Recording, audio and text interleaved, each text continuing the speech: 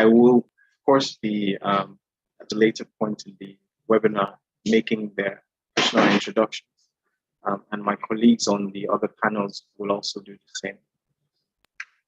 So our housekeeping matters.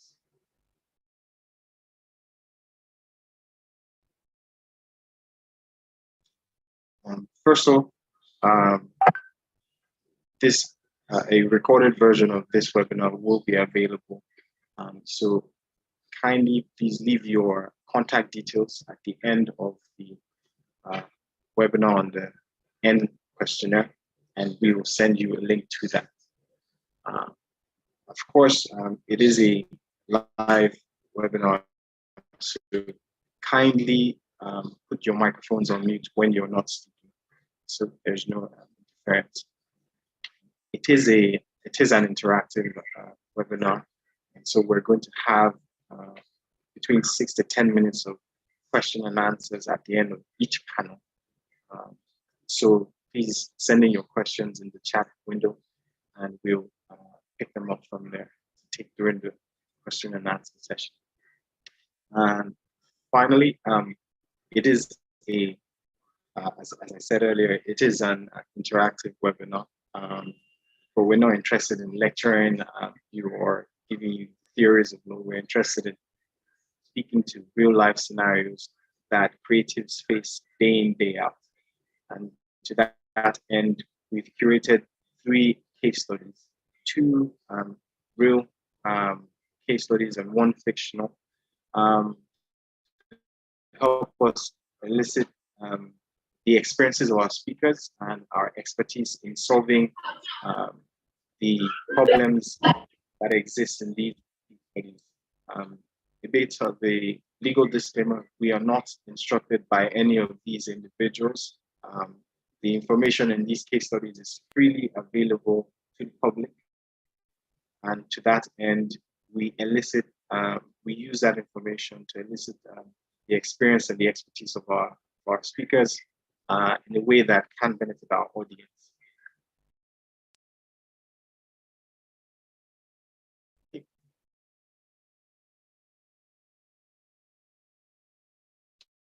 And now a bit of signposting, so we all understand the structure for today. As I've said, it is an interactive webinar with 3 segments. The first is film and TV segment. Second is music industry, and the third is fashion and design segment. Each segment is prefaced with a short video montage between 2 to 4 minutes long, essentially to premise the conversation within the panel discussions. Each short video, as I said, is about 2 to 4 minutes long. We envisage 1 single session to be about 30 minutes, split into 20 minutes for the discussions and 10 minutes for Q&A. At various points in time, we will introduce polls to just take a feel for our audience and your perception or your perception of IP rights at the start of the webinar and at different points as we go on with the information that we share through our panel to ourselves.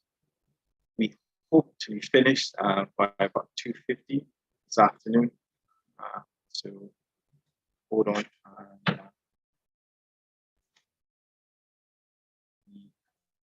Cracking on.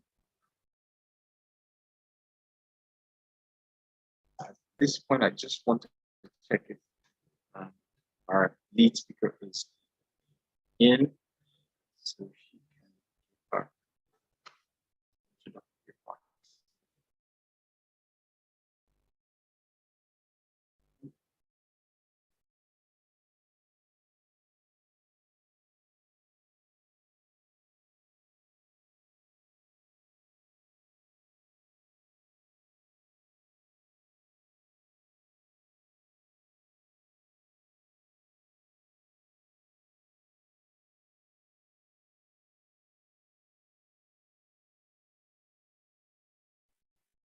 I'm just checking to see if Joke Silva is already in the webinar.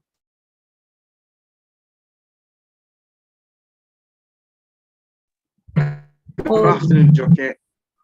Good afternoon, Ido. How are you? I'm excellent. And yourself? I'm good. Okay. So, we glad for your introductory remarks at this point. Okay. Good afternoon, everybody. When Patrick and May, the senior partners of Norfolk and Partners, wanted me to be part of a webinar, I was like, are we not all webinarized out of our skulls? You know, one webinar after another webinar after another webinar. But can you hear me? Very clearly. Excellent. So, but then when they told me what the topic was, which is about intellectual properties and how it, the conversation is for creatives and entertainment, and how we are affected by intellectual property, I felt, okay, definitely, let's have the conversation. You know, for years, especially in our own department, music has done excellently. They've done really well. But for us in movies and theater, in the cultural sector, you know, we've worked so hard for decades, and you know, with very little returns. But when there was this was it basing that it was called by under the Okonjo-Iweala, and you know, there was this in 2015, and the entertainment sector was quantified in naira and kobo. The whole country then marveled at, you know, the impact of the entertainment sector in on the economy and on the job market. The truth is that the recognition is important, and you know, not just for this, you know, not just for the sake of recognition or even the financial quantification that comes with it, but so that we can upscale, level up, and improve on those things we have always done. But now we do them with the benefit of specialized services that add value and quality to our craft and processes. Whether it is the benefit of better project financing, which is coming by God's grace, or improved legal services to protect the work we create, these improved services add value to what we creatives do. And I'm happy to support and celebrate that any day. Today, we're talking about protecting the intellectual property in the content we create. A very important conversation I am happy is becoming more and more prevalent. I'm happy to share my experiences, and I truly hope you will all benefit from the wealth of knowledge and experiences that will be shared today. And I also believe that we all will learn. We all will learn a lot from whatever conversation that we have today. So let's have an interesting and sharing time. Thank you so much, Ido. Over to you. Excellently well said, Ma. Thank you so much. Thank you. Those introductory comments. So back to our theme for today: protecting creative assets that creatives and entertainers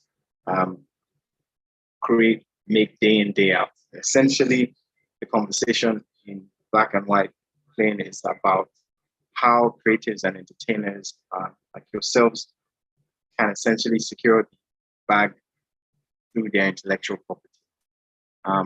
In order for us to set the tone for our discussion today, we'd like to show a brief introductory video, which essentially frames our thoughts on the value of your craft and the intellectual property that you create from your work. run the introductory video now.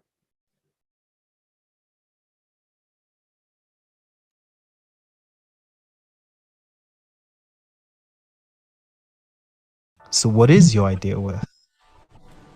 A few hours of work? A million hours of work? Well, in 1963, the Beatles wrote From Me to You. It's 1 minute and 56 seconds long, shorter than this video. It was the Beatles' first #1 song in the UK and topped the charts for 7 straight weeks. That 116 seconds long song is worth millions today. The longest artwork ever created was created by 8,000 students. It took 8 months to finish. Michelangelo's Sistine Chapel and Last Judgment was finished over 33 years. How do you put a price on that? But is it just about money in the bank? Secure the bag, yes, please. But what about your work's identity? In October 2020, Ayo Balogun, also known as Wizkid, released his Made in Lagos album to critical acclaim. However, by May 2021, the Made in Lagos album's track names had been copied track by track, virtually identically, on a little known artist, Wizkid's album called Lasgidi Made. Wizkid, whose real name is Hosea Yohana, had supposedly racked up 9.3 million views before promptly being deleted off all notable music media. Oh, and by the way, Wizkid allegedly cost Wizkid 30 million a month from October 2020 till sometime in April 2021. Is that even legal? That's not even stealing the bag. That's someone stealing the bank. So what is your idea worth? We know this is $1 million question. The simple answer is, it's worth nothing. If you do nothing with it, put nothing into developing it, and if you do nothing to secure it. Hashtag secure the IP bag. But Norfolk Partners also knows it is infinite. Your idea becomes what it is in proportion to what you put into developing, protecting, and securing it. It becomes infinite.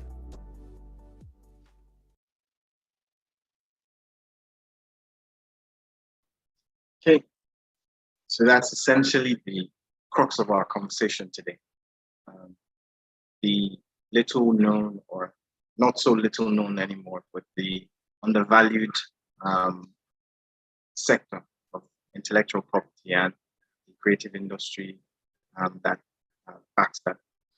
So following our short introductory video, we'd like to run the first poll just so we get a feel for pulse of our audience and their perceptions or their perspective of intellectual property, especially based on the little story in the introductory video.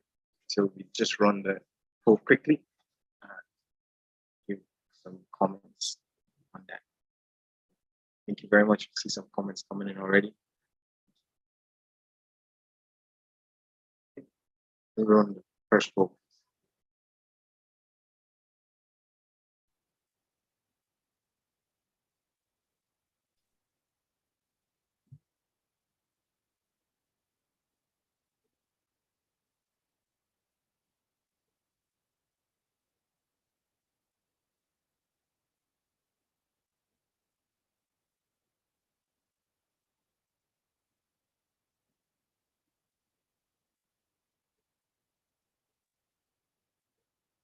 Sorry, we'll just get this sorted in a moment.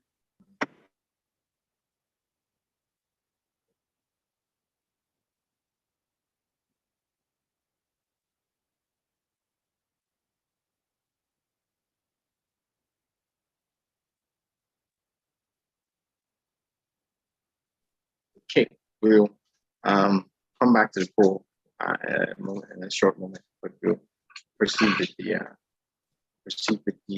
first panel.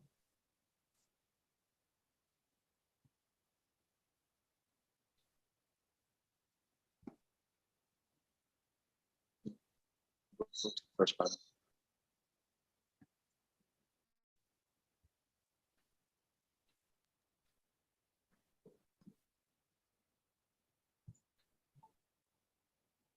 Okay. It's my honor to moderate this first panel. The panel is on film and TV. As I said earlier, I'm quite honored to be joined by what I would say is entertainment industry royalty, and I'm also quite honored to host this panel because we have such a wealth of knowledge on display. It's my pleasure and honor to introduce an iconic legend of the Nigerian film, TV, and theater industry, a consummate professional, an award-winning actress, and I particularly like this accolade that's associated with her, the silver lining of Nigerian TV.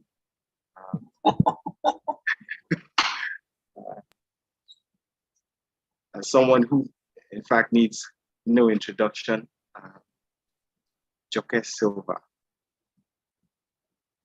Hello, good afternoon. Afternoon again. Okay, it's done with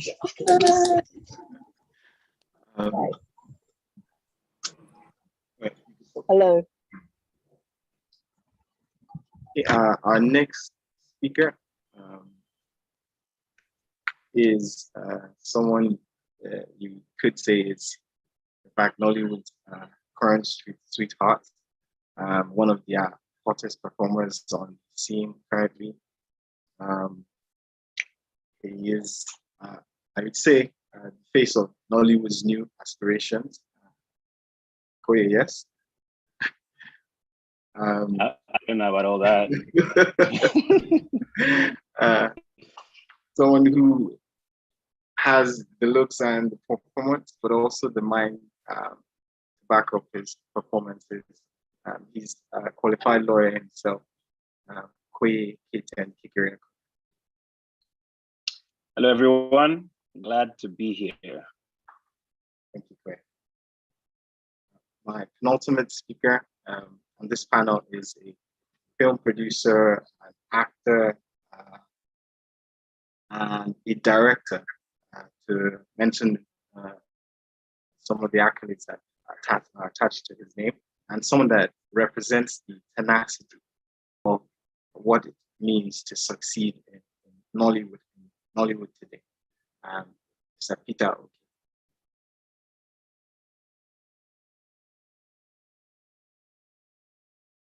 Good afternoon, Peter. I think you're still on mute. Oh, okay. Hi, hello.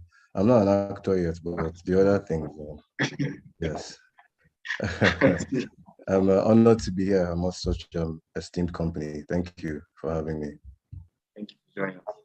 And final panelist on this session is a pioneer looking to claim a space that Africans are not necessarily known for dominating.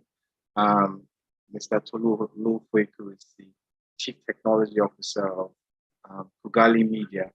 And Kugali Media's exploits and their audacity in telling the African story has, in fact, attracted big names, including Disney, in their collaboration. So, Mr. Tolu, thank you very much for joining us. It's a pleasure to be here. Very much. So, I will crack on. So I'm immediately tempted to ask, hands up, anyone who has been in our protagonist situation, or in the case study, Mr. Peter Barua, anyone who has ever had their script stolen or an idea from their script stolen. But I'm going to rein my my temptation in and ask. I will direct my first question to Peter. Okay. Good afternoon again. Idea stolen. I mean, it's a deep story, but I'll just keep it short because I was working among people that I'd known for years. So I felt like, oh, this like it's like a brotherhood. I've known you guys for over, 5, 6 years. We can just come together and do something. And then as we're filming, and then they realize the potential of the whatever, and we're already at the editing stage, and then people are like, this thing was my idea. Or, it was not your idea. You just said one thing and the rest of it was mine and stuff like that. And I'm not, we didn't have this argument, this discussion in the beginning, and I didn't sign anything with them. So there was a back and forth with that. And at the end of the day, long story short, I had to like, when the finances came, I left it like, okay, you know what, you guys have it. I'll have other ideas. Disperse the funds, how you want. If you want to do another season, I'm not interested anymore. Other things will come. So I need this, definitely need this, because I can be sentimental when it comes to people I've known for a while. I'm like, why do I need to sign something with my guy? But when it comes to this, it's also a business. So I'm just a pure creative, and I have ignored the business aspect and the legal aspect to this field. So this will be very useful to me. Excellent. So we have live experience of a situation where there has been disputed copyright that you actually created, or you were part of creating. So I'll follow on from there. My next question is to Joke. Following on from Peter's response, I think it's to our audience's benefit that we have such a wealth of knowledge from Peter redefining and attempting to disrupt traditional means of film production, to yourself, Joke, who has been through all the changes from the early days of the Nigerian film industry to today, where technology is actively disrupting the industry, both poignant and relevant to our audience today. So, Joke, how was this in the earlier days of the Nigerian film industry, and how did you deal with sharing scripts and work with potential collaborators and partners? In early days, there really wasn't that much. There really wasn't that much fear of your work being copied by another, by somebody else within the industry. The people working, there were not that many people who were working, and everybody knew everybody else. So there really wasn't that much of intellectual property theft until, like you said, there now came this technology where we went into the home video era. And what you then got was a lot of piracy. We've been hit by piracy before. Our first film, The Kingmaker, we got a lot of people, we pulled together finance for it. And after the release, after the premiere of The Kingmaker, it was pirated by one of the marketers who actually who I met at a function, who looked me in the eye and told me, he said, that your film sold a lot. We really sold, we pirated. And I'm like, do you realize how many, the lives that you practically destroyed, with this? And so for a lot of people, it drove them away from producing any work, because we just felt that there was no recourse. You'd go to court. There was, DSTV, a lot of works that were shown on DSTV were pirated. And so for me, what I'm hoping to get from our conversation today and to hear from Norfolk partners is that what can be done to the pirates? Because everybody keeps saying that, because of the new technology, the pirates are not that important anymore. But they are limiting the effect of a Netflix, for instance, because if there were enough, if the piracy laws that we have in the country were being enforced, then more people would get onto Netflix, would get onto the streaming services, would get onto the DSTVs of this world. But because they can buy these things, they can get them, you know. So I don't know. So that's so I am looking forward to this conversation. Excellent. Thank you very much. I'm going to piggyback on. I'm going to piggyback on that question, on your response. So I'd like to ask. I mean, you've touched on the main significant changes today, how technology is supposed to change or reduce piracy. But I'd like to ask your personal experience. I mean, today the name Joke Silva on the script will make any reader perk up and pay a bit more attention. But how do you deal with that now? How would you advise up and coming creatives to deal with a situation where they have to share their work with potential collaborators and the risk of it being stolen instead? I mean, from your personal experience. Well, what we do in our company is that before we share any work that we have, you have to sign a non-disclosure agreement, definitely.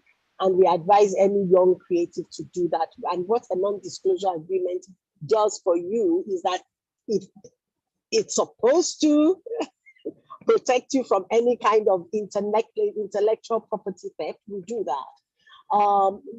Before we even share the idea. Once we get that, then we now share the idea. That's one of the things that we do. I'll keep it brief. Excellent. Okay. Yes. So my next question is for Kwe. Kwe, would you say from your experience, your experience has been like Peter's, from your experience with pitching Inspector K from your early days, when it was still novel and just a script? How did you balance the need to share the idea with collaborators and protect it from being copied? Okay, so for me, Inspector K was actually not my idea. So I haven't had to struggle with the intellectual property issues that would possibly arise from that, right? It was something that was created out of a skit that I had been in. So the people that invited me to do the skit figured, you know what, we could make a show out of this. So I actually don't have any real ownership with regards to Inspector K. But generally for me, I think a lot of what I do as well is content creation. And so far, luckily for me, I haven't particularly had to share my ideas. I think about it in my head, I script it in my head, and I put it out, right? Where the interesting thing is for me is that sometimes I have put out content, and maybe 2 days later, somebody puts out something using the same words I used in certain places. They basically copied what I've done. So, I mean, they might animate it, put an animation of a cat with a different voice, but it's essentially my content, right? And I look at it and I'm like, is this not what I just put out?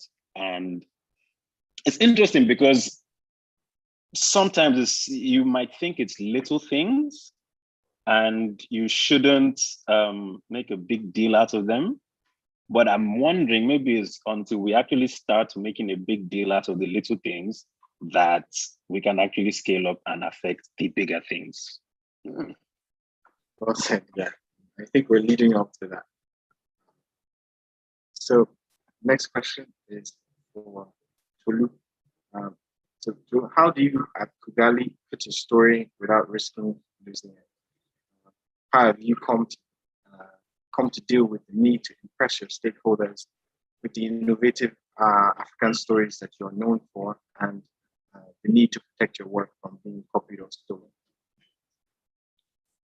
Okay, thank you. Let me just go straight to the point. I'll start by saying NDAs.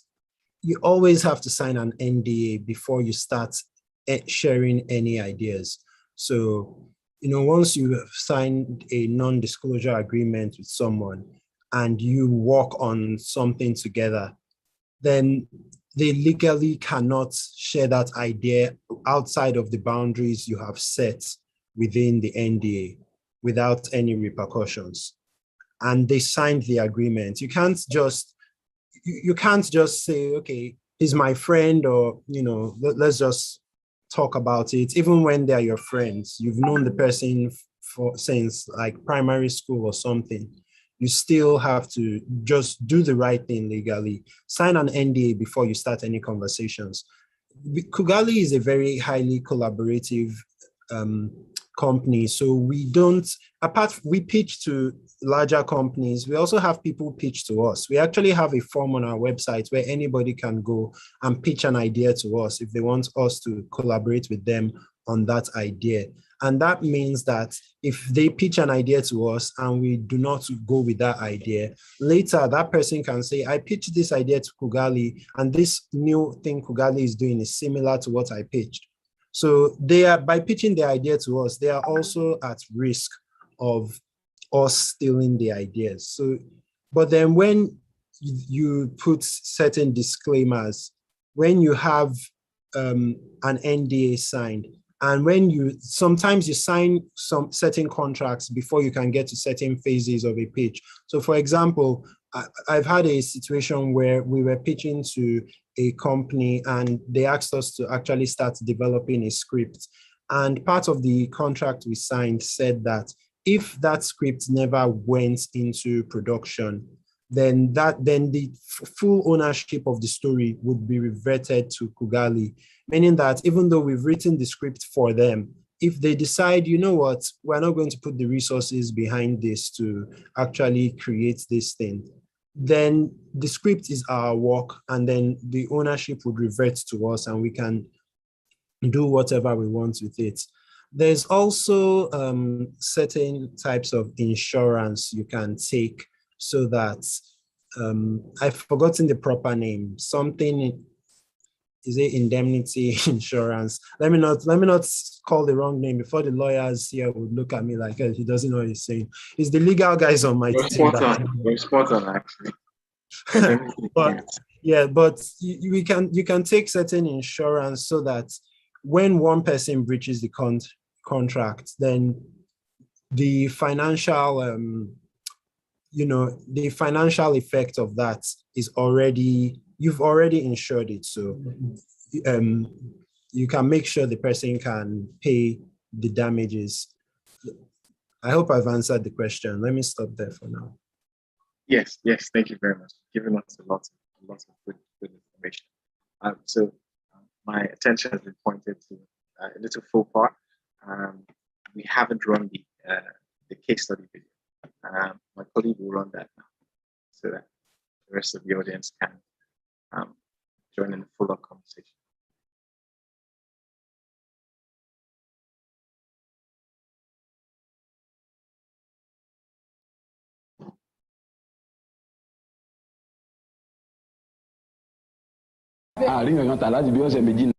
Pitch Perfect. Mr. Peter Barua and his team of 3 writers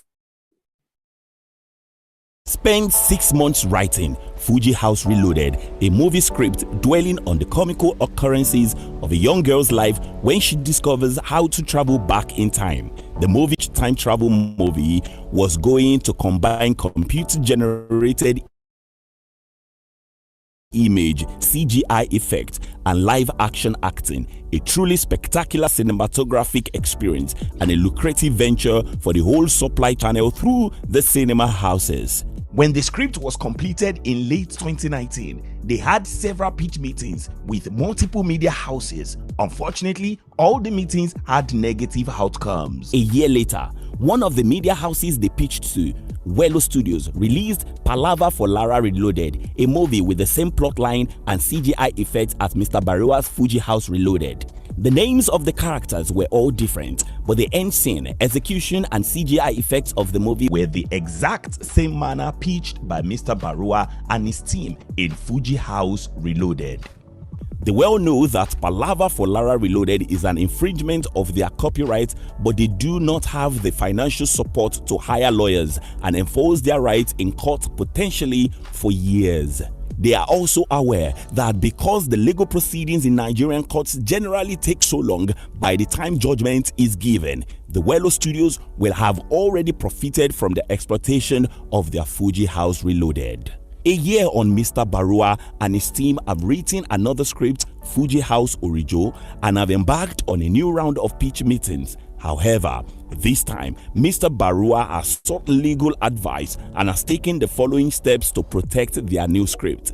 First, they have registered Fuji House Orijo as their copyright with the Nigerian Copyright Commission. Since the script has been written down on a fixed medium, it is eligible for copyright registration and protection under the Copyright Act. They have also decided to execute non-disclosure and non-compete agreements with all media houses prior to presenting Fuji House Orijo. A non-disclosure agreement, NDA, is a legally binding contract that creates a confidentiality relationship between the contracting parties.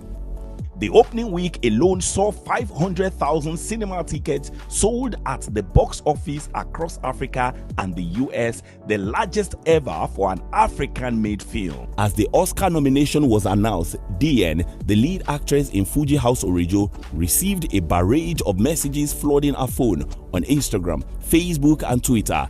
One of the latter messages was from Lagos Inland Revenue Services at LIRS. Congratulations, as DN, the one female lead Oscar nominee for Best International Feature at Fuji House Orijo, Naija takes over Oscars. More wins. We look forward to seeing you in year 2021 as you #pay your tax, the tweet said. Amidst the euphoria and celebration, DN thought little of at LIRS tweets. All the news headlines carried the success of Fuji House Orijo, documenting the box office takings at nearly 900 million naira. A leaked memo from the official distributors of Fuji House Orijo showed DN's contract fee on the project as 100 million naira in endorsement contracts from product placement companies and 25 million naira cash from the South African Embassy in Abuja, DN's mother being South African. 2 weeks to the day of the film's Oscar success, the LIRS sent a letter to DN at her previous address in Surulere, stipulating the estimation of 29,792,000 naira in unpaid taxes for the period ending after 6 months. The LIRS advised DN to immediately make the payment to avoid prosecution for unpaid taxes. The letter was delivered to DN at her new Lekki address 7 months later.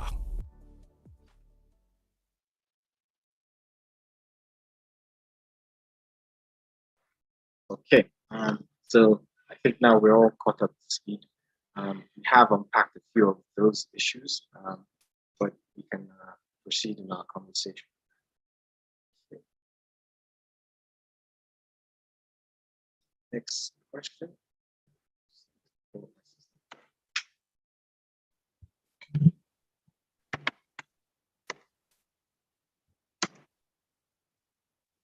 Ido? Yes.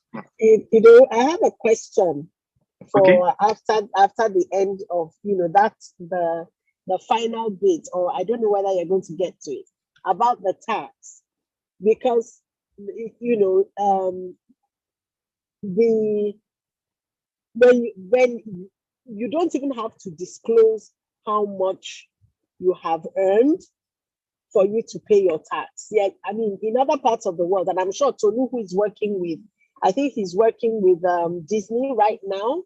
One of the things that is that 30% of whatever it is that you earn is needs to be paid as taxes.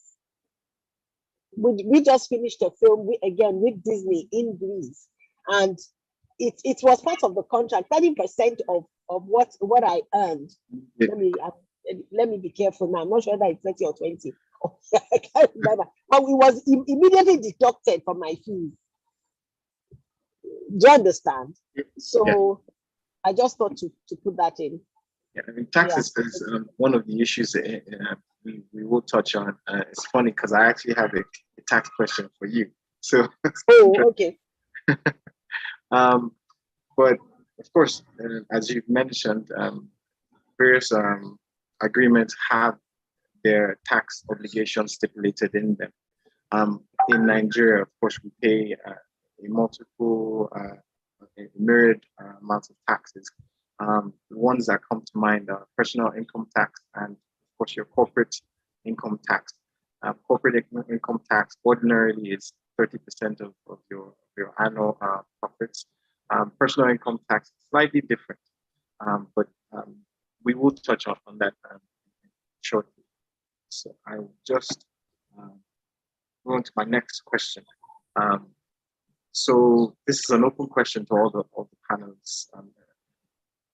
Have any of you used statements of confidentiality in your emails or when you send work to your collaborators?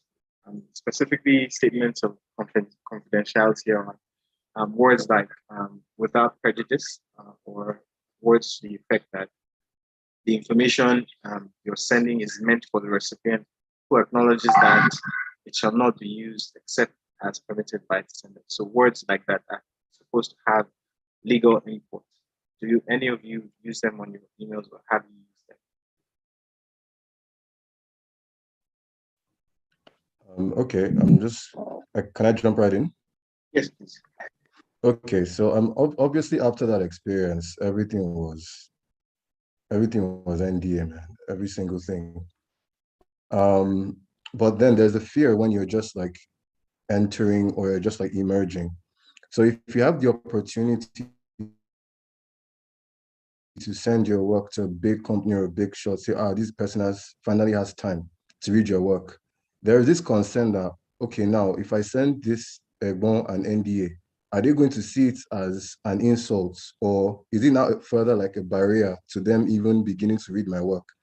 So that I beg me, no send this one. You want to send NDA? Are you sure?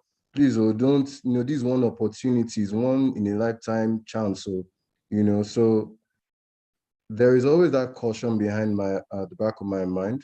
It's probably incorrect that an NDA is like a further barrier for them to now even push. Say, who is this one sending me NDA? He's not even a name. He's not even. I beg next. So there's that caution that I usually have when I want to forward stuff to. I mean, the bigger the personality or the company, the more the caution is. But in regards to even the projects I'm working on now with my peers, like NDA is one of the first things now that we sign, and it's like, the guy, nobody say I don't trust you, but maybe just follow protocol, maybe just, yes, so that's why I'm not really sure how NDAs work with like how the esteemed people receive NDAs from like newbies. Do they receive it with or indignation? Like who is this one again?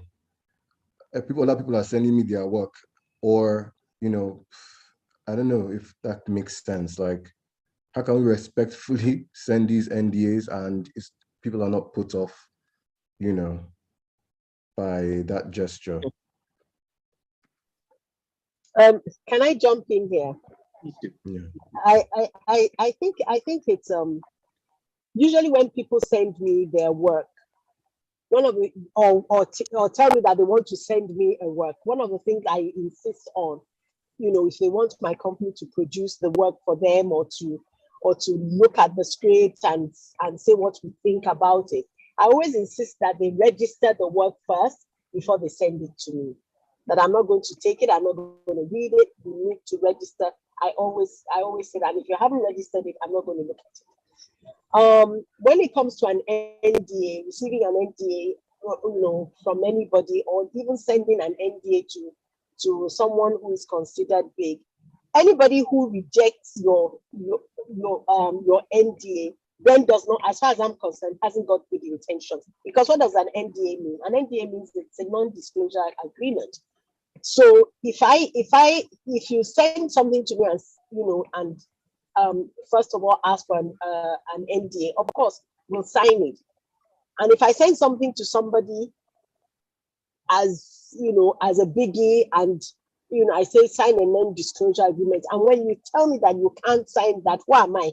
Why, you know, you are asking me for a favor, and then you are saying then I know that you really don't have good intentions. And I just moved to the next person. It's nothing to feel embarrassed about, because the repercussions are just so heavy. Do you understand? And it may not be the so esteemed person that even does the intellectual property theft. It may be somebody within the organization. So if the non-disclosure agreement has been signed, then that the esteemed person will make sure that right throughout the value chain, they understand that there cannot be any intellectual property theft. So it protects the person signing the NDA as well. Okay. That's what I Exactly. think. You think we've hit on the first point of our conversation today, which is a lot of the changes we need to see are, first of all, cultural. So the difficulty or the resistance to an NDA, as you said, Joke, is a clear red flag.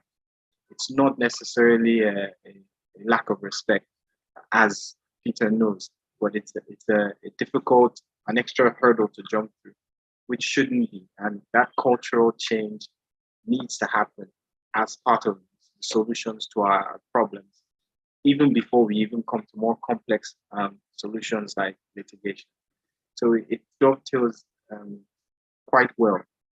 Sending statements of confidentiality show an intent from the sender. They don't necessarily create a binding agreement, but there is that clear intent. This is my work, and I do not intend that you use it without my permission.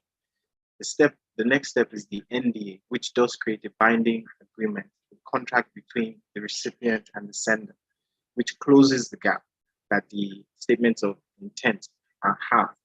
So it's quite opposite that the conversation is going this way, because this is the truth. We need, first of all, that mental systematic change that I have to be able to send an NDA and expect that my work is seen and respected. So this is quite on the money. Sorry, though, just to jump in here, just for people listening. So what you're doing, you're basically making a distinction between a statement of confidentiality on one hand and an NDA, which is like a step up and binds both parties, right? See, I told you he's not just straight. Okay, while we're on this, let me also just chip one more in. There's something called an IP release, which is where the person releasing is basically relinquishing all claims with regards to intellectual property, and where that can be useful. Let's say Kugali, for example, we are making a comic and we write the comic, but let's say all our internal artists already have their hands full with projects. So we need to get an external contractor to draw this comic, as an example. So we hire someone as an external contractor. He's not our staff.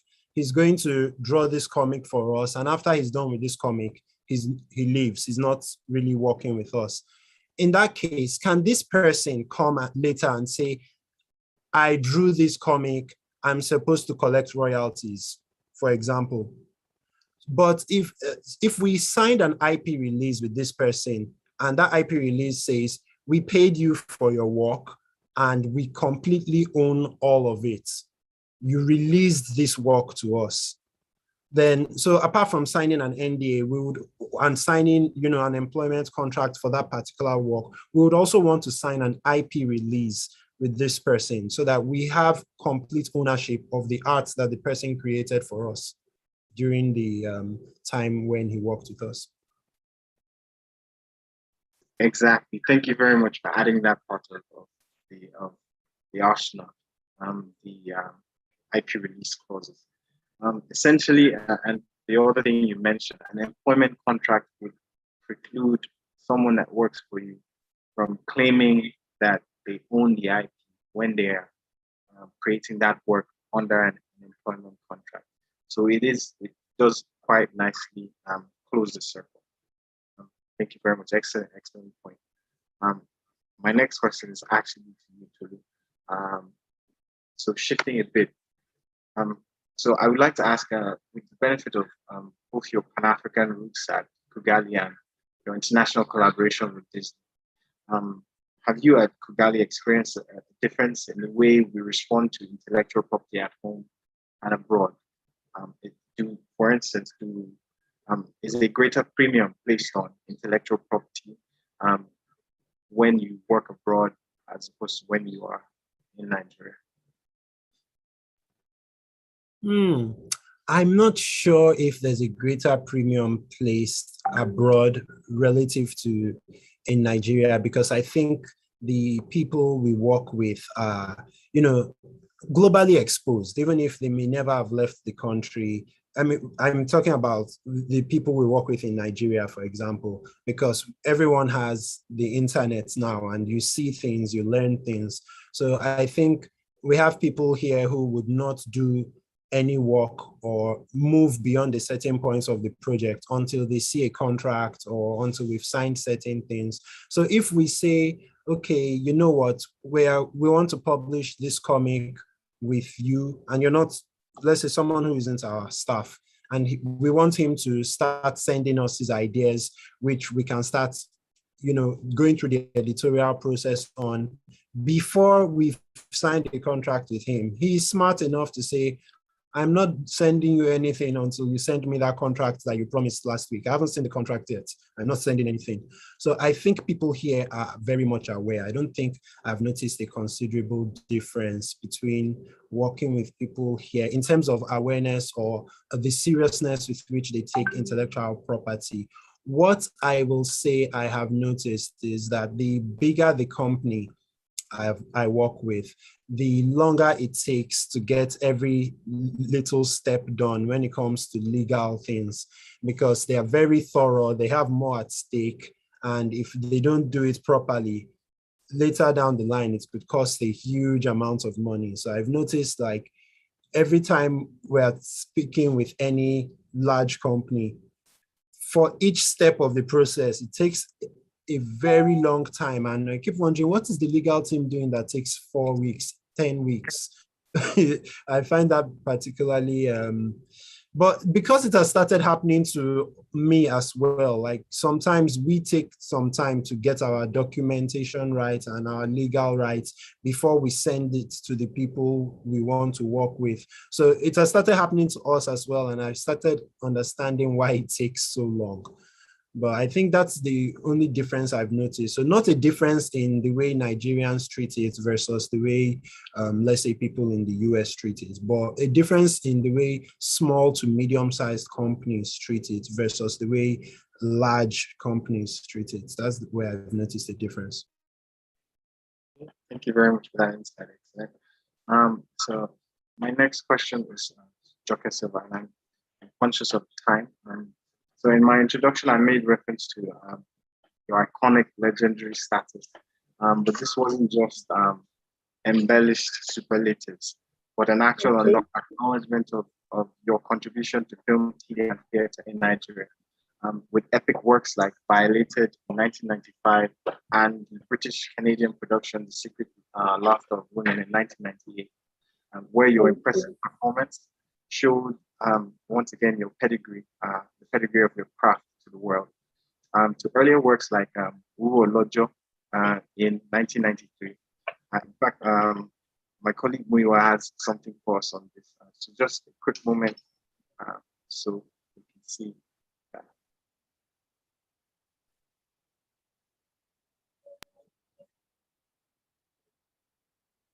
àárín kankan tà láti bí ọ̀sẹ̀ méjì nílẹ̀ torí ọlọ́jà kò tiẹ̀ ṣe ń ṣe.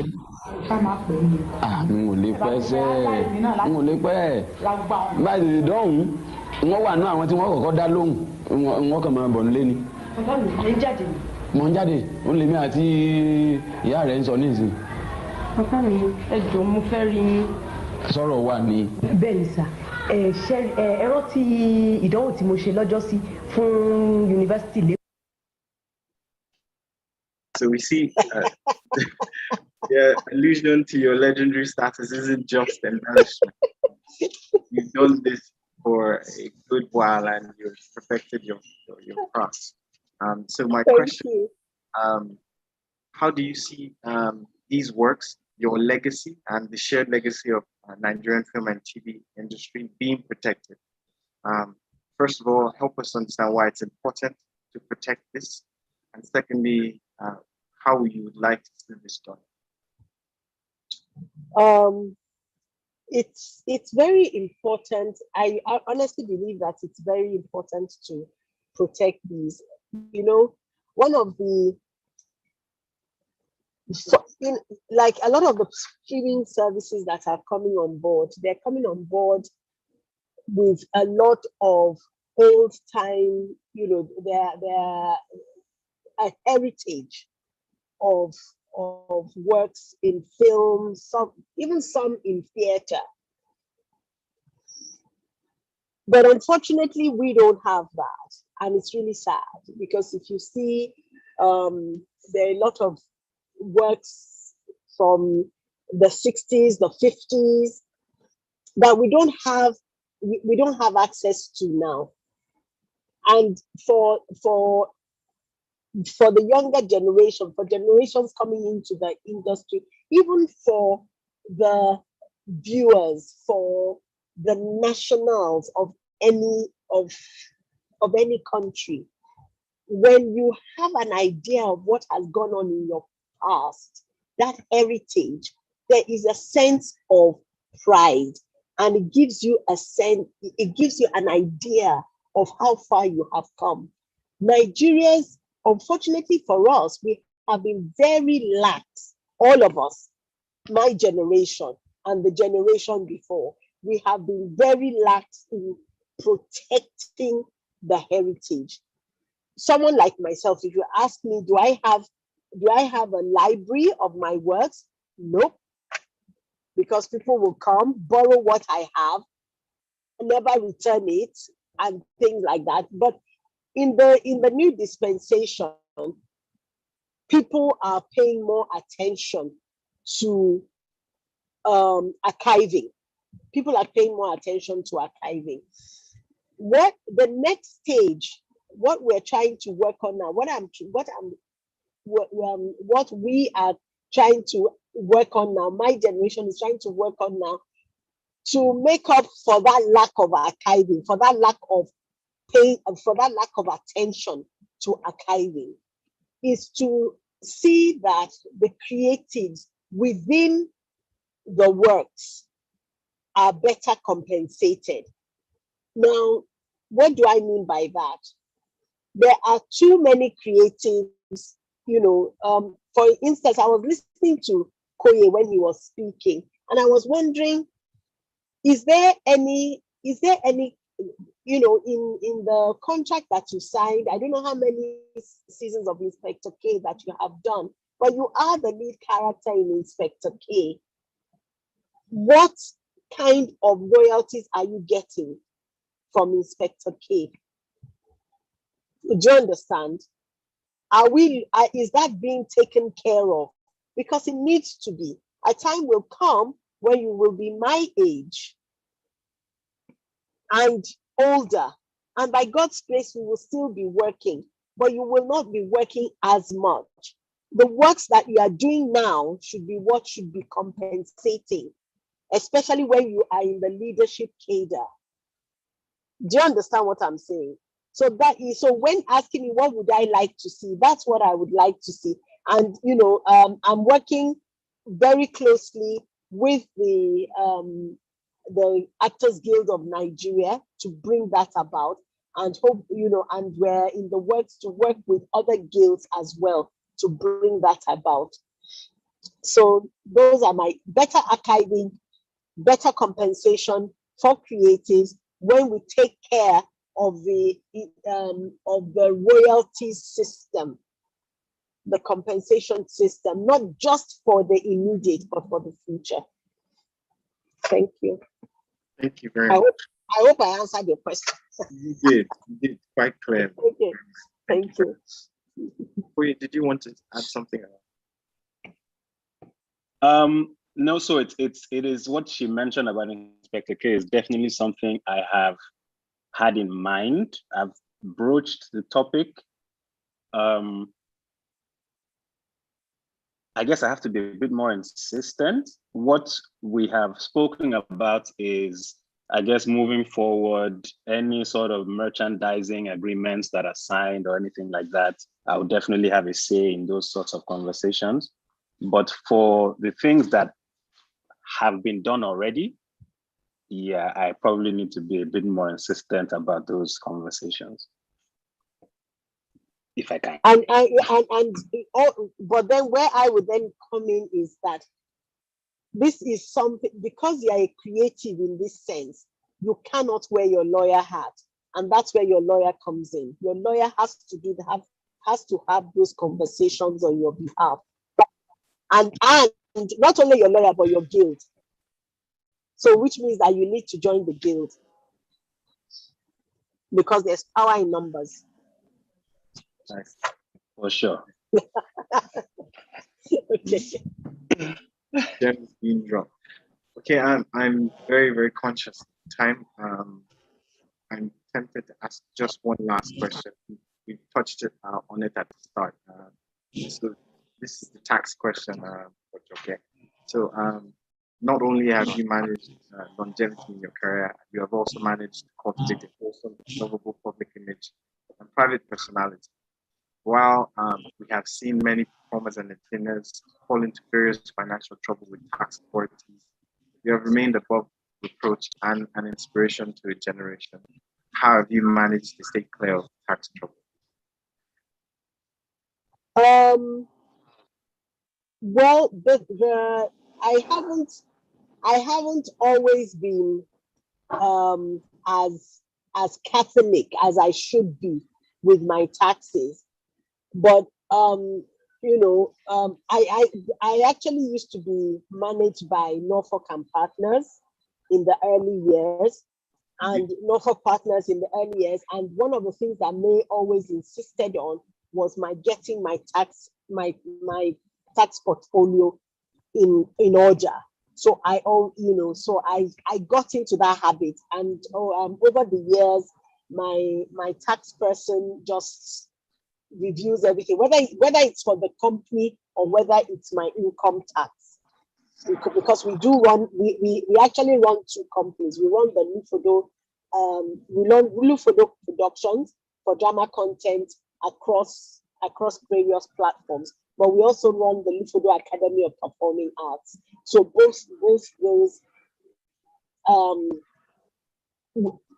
and I guess it's also because having worked internationally, my husband has done a lot of work internationally, so he's also very particular.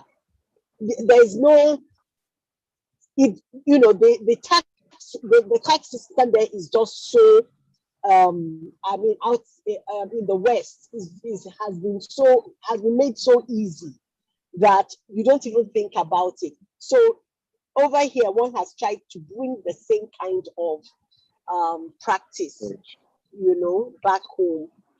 We're better now than we used to be, or I should say, I'm better now than I used to be. I didn't used to be very good, but it's so. Without it's. I think the challenge that a lot of people are having is that what is being done with the monies collected. How is it impacting on our lives as creatives and as creatives, as entertainers? That's the next question. Thank you so much. Thank you so much. Thank you for a very candid answer.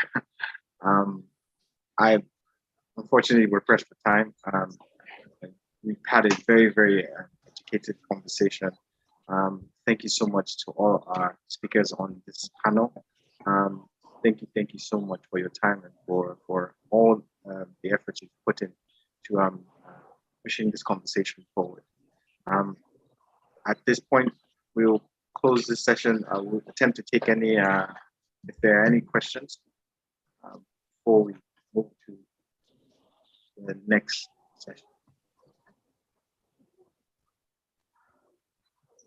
I think that's a hint to just thank you all again for this session, and we'll move on to my colleague, Emmanuel, who will be moderating the next session.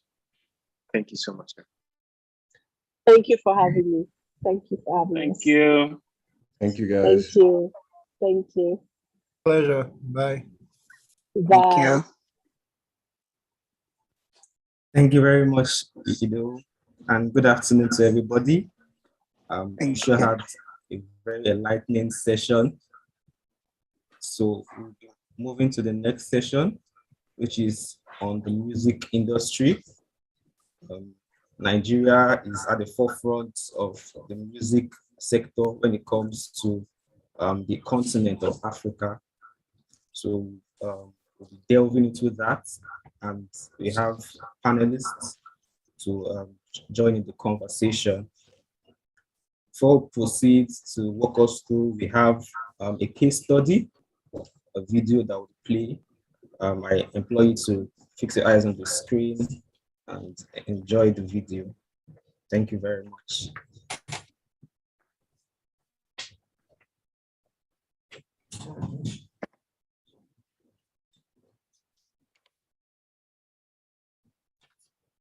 Oluwatobiloba Daniel Anidugbe, popularly known as Kiss Daniel and formerly known as Kiss Daniel, started out his music career in 2013 fresh out of the university. He signed a 7-year contract with record label known as G Worldwide Entertainment Limited, where he released his first single titled Woju, followed by Yeba and another one titled Laye. He subsequently released his debut studio album, New Era, in 2016. With the album, he won 3 Headies Awards, namely Best R&B Pop Album, Hip Hop World Revolution of the Year, and Album of the Year. He was number 8 on the Billboard World Album chart. He then opted out of his management contract with G Worldwide Entertainment Limited in 2017 after being a part of the record label for 4 years. He purportedly exercised his right to terminate in November 2017 and established his own record label thereafter called Flyboy Inc. The legal controversy. Kiss Daniel was accused of breaching the 7-year contract and artist management contract he signed with G Worldwide Entertainment by leaving his record label and setting up his own. G World's attorney's statement issued to the public stated that Kiss Daniel had taken steps to appoint a new manager, solicited for bookings, and had continued to negotiate and enter performance agreements in respect of the songs from the album New Era and Evolution, including using the stage name Kiss Daniel without the company's prior consent and permission. G Worldwide Entertainment initiated a legal action to prevent the artist from performing any of the tracks recorded during the contract with them or booking any event with the name Kiss Daniel. The record label sought to enforce its right over the stage name Kiss Daniel and copyrights of the song in the New Era and Evolution albums. This dispute with G Worldwide led to the change of the name from Kiss Daniel to Kiss Daniel. Conflicts with G Worldwide Entertainment. The artist, on his part, accused the record label of failing to provide relevant records or documents of account for inspection as required by the recording and artist management contract. He claimed that there were no records or documents shown to him indicating the amount of monies or royalties owed to him by the record label after several requests for inspections were made. This being a material breach, the artist decided to exercise his right under the contract to terminate by issuing a notice of termination of the contract to the record label. Kiss or Kiss Daniel. Undeterred by the legal dispute with G Worldwide Entertainment Limited and with his new brand name Kiss Daniel and record label Fly Inc., he released his albums No Bad Songs in November 2018 and King of Love in October 2020. This he did with several singles to his credit. The core of this dispute is the question of the ownership of the trademark Kiss Daniel. The dispute became even more acrimonious when the record label registered and obtained approval for the name Kiss Daniel from the Ministry of Trade and Investment, alleging that the continued use of the name by the singer amounts to an infringement of the company's intellectual property.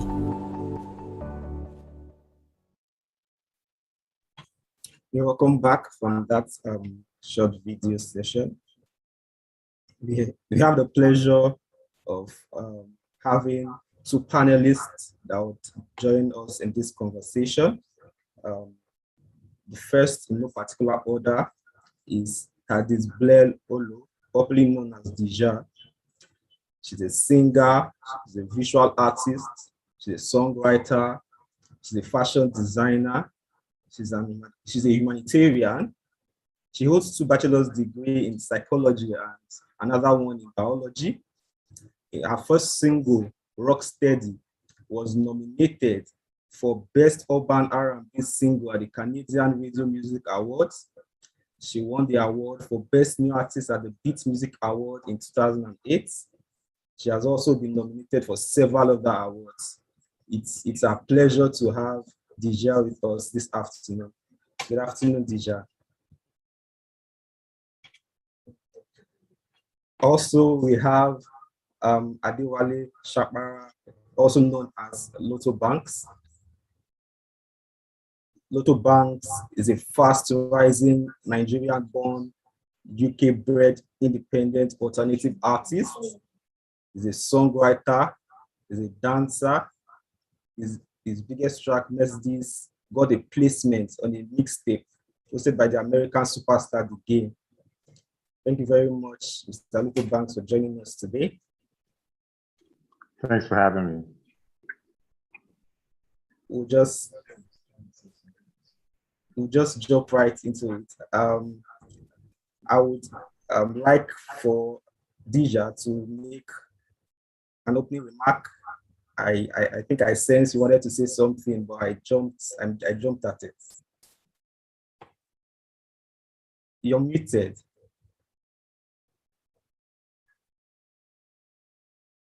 You're on mute. Oh wait, oops. Yeah. Sorry. No, I said I was paying my respects and saying hello to everybody. That I was saying that thank you for your intro. I said you don't carry me for head. You just don't worry about all the extra stuff.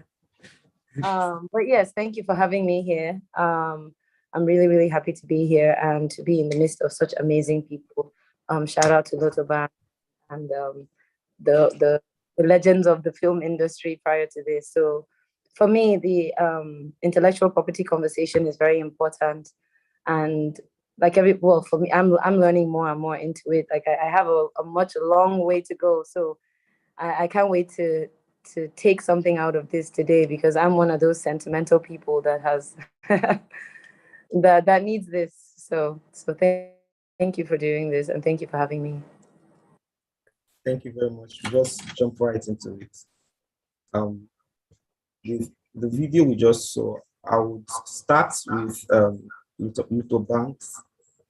I want to ask, was there a time where your trademark, your name or your details was used, for something that has to do with business, try to use your goodwill to maybe engage in the business activity, to ensure that it's spread across board? I would like you to answer that. Yeah, thanks for having me again. I'm really glad to be here right now. I feel really excited about this topic because, it's one of those topics that doesn't get touched that much. But when it comes to my name being used, because I'm still very upcoming, I'm not known yet. I'm not a big artist, you get me? So I don't get my name used all the time, you get me? But there was this situation, there's something that I noticed, yeah?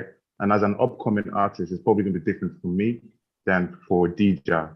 But for me, for example, there's this song of mine that I put on YouTube, and I try to make sure it was copyrighted so that no one else can use the songs without my prior knowledge.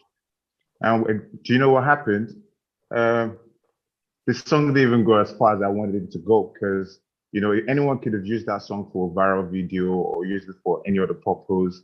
But because of that copyright I put on it, because I'm not big yet, because of that copyright I put on on music, it wasn't getting as much reach as I would have wanted, because I could tell that there was a way I could check if my song was used. And I saw different scenarios, like there were up to like 6, 7 platforms on YouTube where my songs were used, but they were taken down. And that could have created more reach for me. That could have gotten my song as far as I wanted it to go. But because of the fact that I'd copyrighted it, I felt like I was a little bit restricted.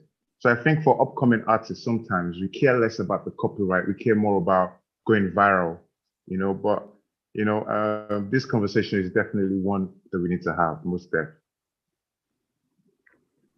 Thank you very much. That's a very, very good point. I would direct that question to Dija. I'm sure she must have had an experience, even though maybe not personal, but no, growing. And honestly, for me, you know, to be honest with you, like I guess I don't see myself the same way, as maybe that's a mental thing for different artists. But I learned a lot more in the last few years, and I've learned in the last God knows how many years of trying to push my music or pushing out there. And shout out to Don Jazzy for seeing me at the time I probably was about to give up or something. That was where I learned more about even splitting different things on music and you know, because a lot of times when you're just trying, like he rightfully said, when you're just trying to get your music and getting heard, all you're thinking of is like, I beg, let me just jump on this, let me do this, I beg, just give me anything. And in a way, I think artists like myself, like I said, I'm sentimental, continue going this way, hoping for that, you know, massive break that you now start gathering yourself and organizing yourself from then. Do you understand? You're like, let me just first get everything in, let me get everything out there. I had the opportunity of maybe coming into Nigerian industry music with the name I already had. So when I joined the label, they liked it already. So there was a lot of things maybe I didn't really understand. I didn't even know that somebody can own your name outside of, you know, like, how can you just own my name that I gave myself? Do you understand? Like, what does that even mean? Or a name we sat down and put together. So these were things that I learned, honestly, being a part of a label. And you know, the legendary Madame Jacques said was, there are these contracts, and, you know, I hated having to sign contracts with somebody I knew, because it was like, I'll now be that person that will just lose this opportunity.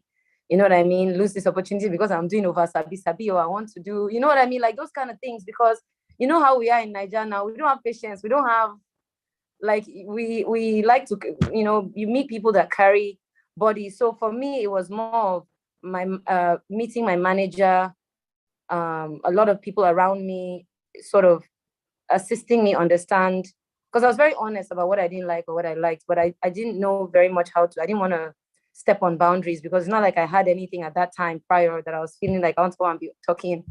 But I think anywhere you are in this life, you're supposed to believe in yourself and believe in the dreams that you have.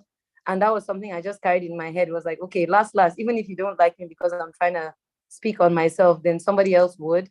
And, you know, that's kind of happened where Jazzy was just like, you know, I like what I'm like, you actually like what I'm doing? Like, what this thing, you know? And till today, the last few years, you know, you start getting royalties. It wasn't like the whole time. And this is people in the label pushing.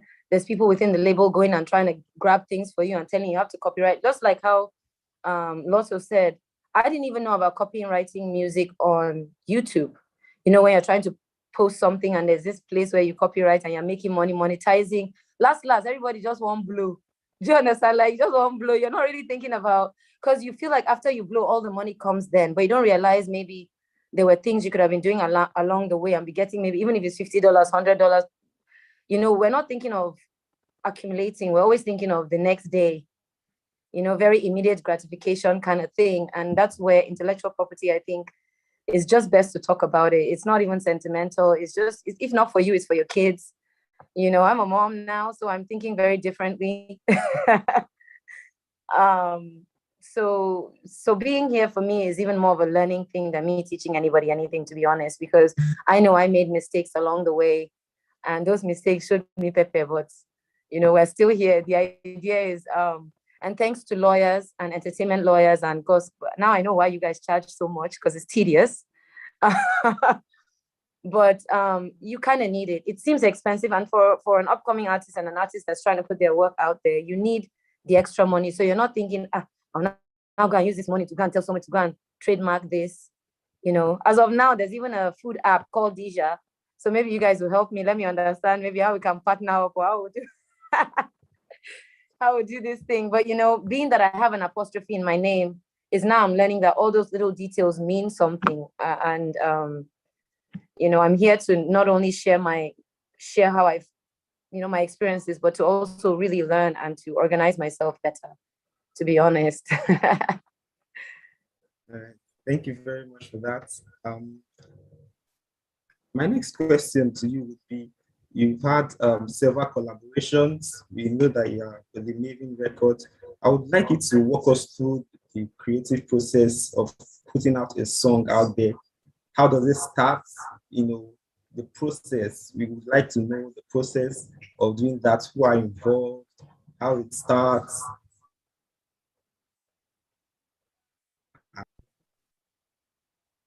Deja, thank you. It sounds so easy. It sounds easy to ask the question, but to answer it is always, truthfully, I don't know, I'm sure people will connect with me, but for lack of a better term, I always believe in sort of music. You don't really choose music, music chooses you. Because you can always tell sort of, where someone is either doing it only for the money. The money, you make it, but it takes a long time. It really takes a long time. And sometimes now, especially with social media and different things, it's probably shorter, things going viral quicker. But honestly, just sometimes it starts with maybe a beat. Sometimes it starts with, I just believe it starts with like spirits, to be honest with you. It has to start with the spirit, but probably a beat, or maybe already your crew of amazing people that you normally feed off of, or something like that. They drop a melody, or maybe you have songs in your head, because I always sort of put voice notes down and maybe send it to a producer and be like, oh, this is in my head, all those kind of things. So honestly, I don't think there's like a start, finish. Sometimes it can start from the end and come down to the beginning. But the idea is that you end up with a finished product, and sometimes you might have 10, 15 people in the room. Sometimes it's just you and the producer. Other times it might be you, and then someone else now comes after and adds something at the end, and you're like, I like that. So these were things along the way that I didn't realize were all part of the intellectual property. But I always liked the idea of just splitting things with everybody, because now we day here, now you're inside the studio, yeah. So I was never really someone that was always fighting for always the bigger half of things. Not maybe they say my mumu is plenty or something, but it was always that with music money, it was always more fun doing it together. And the ones that you did alone, you still needed an A&R, or by the grace of God, someone popular touched your music and it became bigger. But in Maven, sometimes it was you and Jazzy, or you and Baby Fresh, or all teams, or sometimes it would be myself and Ricardo, or Tiwa, or like it was just like a very family movement. But prior to that, sometimes I just really use my voice notes, and I look for the best person to help me produce. Sometimes I actually go online and try to write to other things online, which I learned, later in my career, about just getting other beats and just playing around with it, because you're always trying to think that you didn't want to steal someone's sound or steal something, or it now starts sounding like something else. But you're always inspired. You're not the first person to start it, so you'll always be inspired by somebody else. And I always learned that your lack of ability to copy exactly somebody else's work became your own. You know what I mean? Because you can never be exactly. But in terms of intellectual property, honestly, at the time I would start and finish a song, I wasn't really thinking of exactly what was going to happen after it. I was just thinking more of like, God, these fans should like this thing. Once they like it, now them go direct this thing. The fans are the ones, if they love it, they're going to push it, and then brands will follow you and all these kind of things, and then in between you start having little, once you start getting out there and your name gets out there, there's a lot of vulture mentality, or someone just feels like you are you got it easy, and funny things start to happen when you start making money and start getting popular in music. That's when the business starts, and that was when I realized that music business and being a musician and having a love for music are two very different things. Your brand, I started seeing myself, and it affects your mental health after a while. You start realizing that you're more of a product than you are a person. And you have to start treating your brand as you would treat sort of potato that you're selling in the market, or different kind of things that you would do. And sort of the case study that you use on our brother, Kiss Daniel and everything. It's unfortunate sometimes when labels and artists sort of have problems, because everything starts off with the family, and in between, certain things happen, but you always hope for a positive resolving of all of that.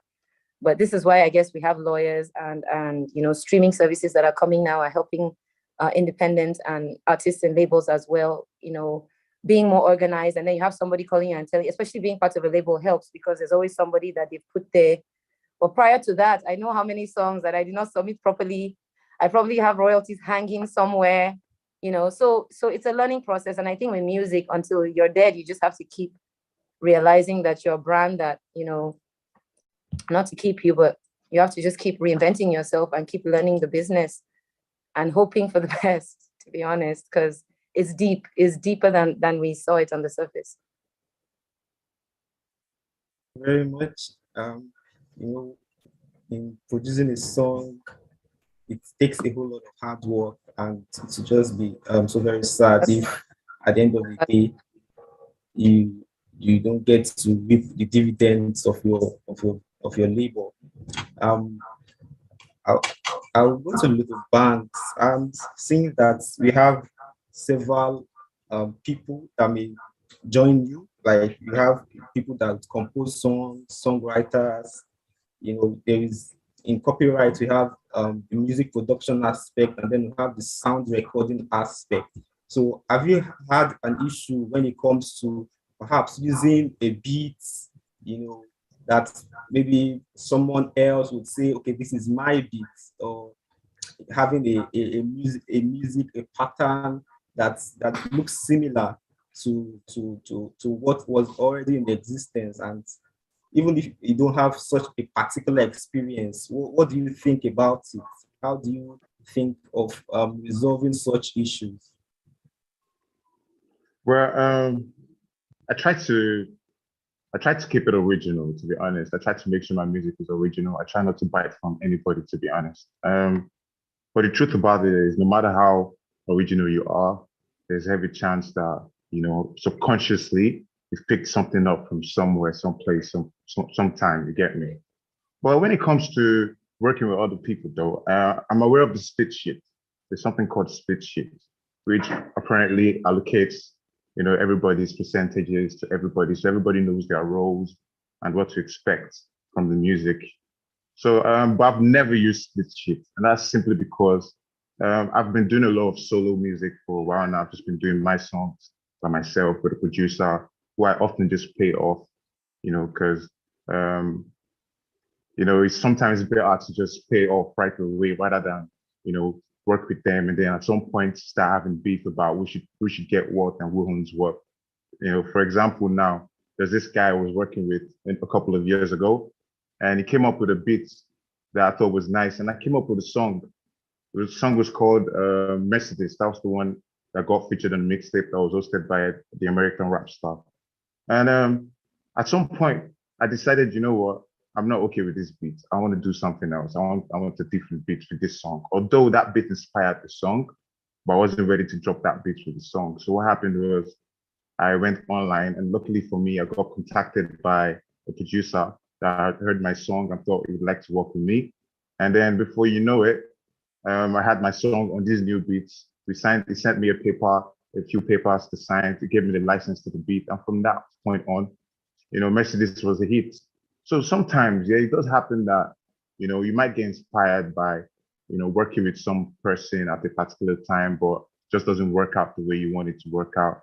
And you're forced to, go ahead and do it with anyone else. So that's why I said it's often better when working with producers and, you know, other people to have a split sheet. So everyone understands that, okay, this is what's going on. It's either you're getting paid outrightly, or we're going to share the money together.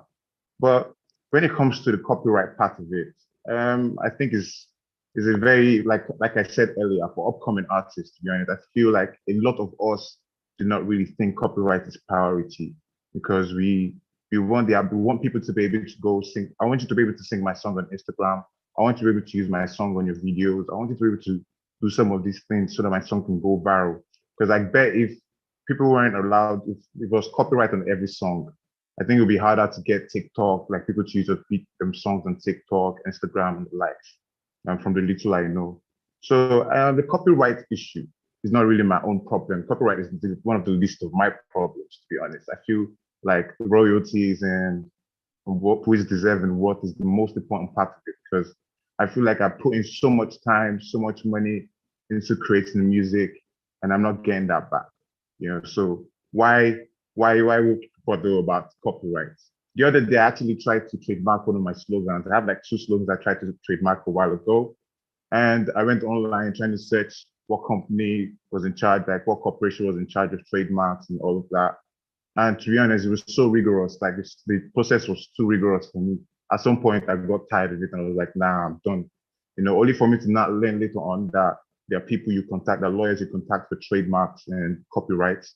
They can go about it for you. But it's like she said, like Dida said earlier, like I'm not going to spend money on copyright and trademark when I'm trying to promote and market my music, you know? And so I don't know if there was a process, or there was a way that it could become easier, you know, or maybe even become, you know, less expensive. I think everybody would jump on the idea of copyright. But for now, it feels like trademarks and copyrights are for big companies and big brands. You know, that's the vibe we're getting from all of it. Okay, thank you very much.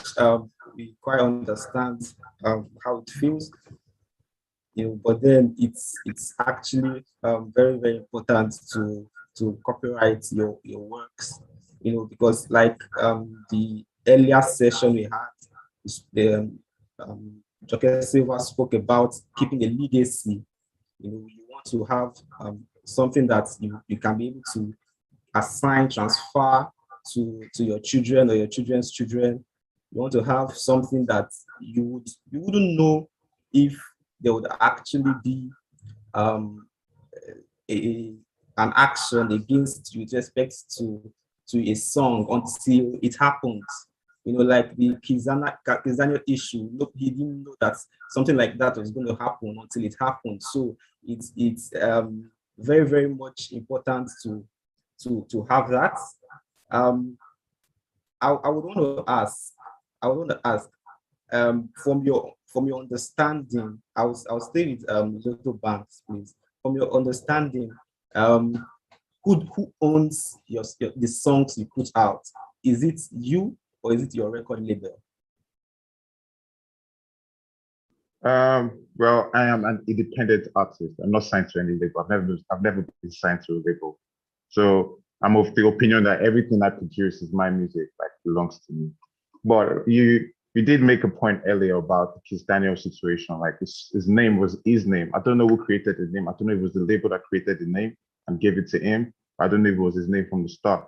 But apparently the label were quick to trademark it. You understand? So like it's really important. I do agree that copyright and trademark is very, very important, because if Kiss Daniel had known, he probably would have jumped at it first before the record label did, you know? But you see, that's where, you know, like I said earlier, I think the bigger brands, which is the label, for example, at the time, you know, they find it easier to do these things. They find it very easy. They are more inclined to do it than, you know, an artist that is just trying to find a break, you know? So I think, I don't know if there's going to be, you know, some sort of platform in the future that, you know, welcomes upcoming artists with different kind of sounds to get their songs copyrighted and trademarked for, you know, lesser But I know there's Koson. Oh no, he's no longer Koson. I don't know if he's still Koson, but I know Koson was in charge of the music part of it, you know? But even at that, you can still, with all the drama that happened with Koson and everything, you see. So I think sometimes a lot of people really cannot be bothered with the drama as well, you know, because especially when it comes to the Nigerian Copyright Association, I feel like they don't do enough, you know, because piracy is everywhere, literally everywhere, you know, and I don't know if the government is doing enough to even try and curb it, but it's still growing. Piracy is growing far and wide, you know. So I feel like until something is done about any of that, I feel many people will still be very nonchalant about the idea of copywriting and protecting their intellectual property. You know, that's what I feel. Thank you very much. My next question will be for Dija. It's going to be almost the same thing with respect to Kiss Daniel. There was an issue where the record label said you are not permitted to use this song. You are not permitted to use this name that that's used while you were signed with us. So the question is still the same. Who owns Dija? Is it Dija or is it her record label?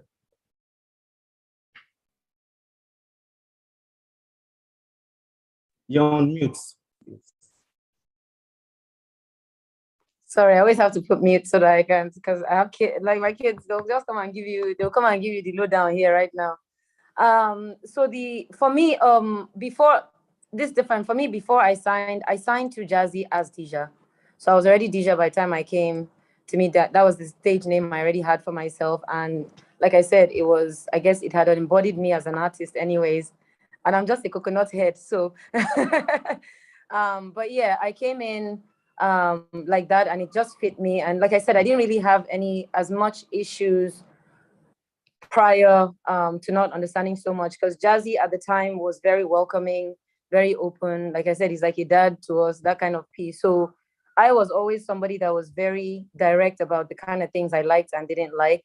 Although there were some, obviously character things that I would like be scared to record in front of everyone. Everyone had to leave for me to, that kind of thing and whatnot. But yeah, in terms of my name and everything, I owned my name before I came.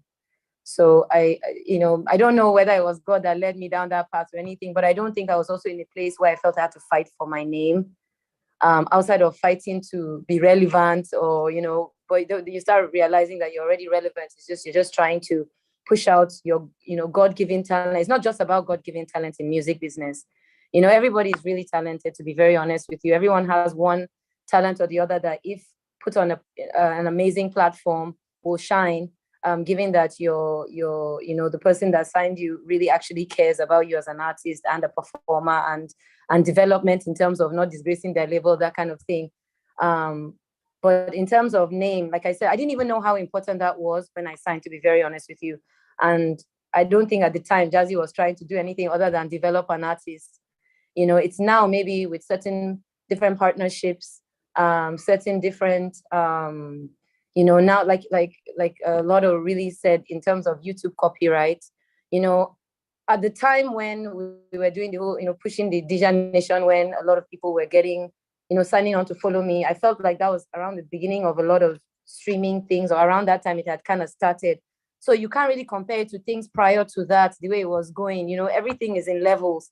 So it's not like, the old artists were not doing it. In fact, they were killing it without even all these extra things that we're doing. We were even going online, we have all this. But I didn't realize how important the ownership of a lot of things was along the way. Like I said, I've always been that person who was like, I want to eat with my family. I want to divide everything. Even if you did everything, no worry. Now we day here. We don't sleep for inside so lyric. We don't day here. We don't. Do you get all those things? But you don't realize that almost some people day inside there where they set leg.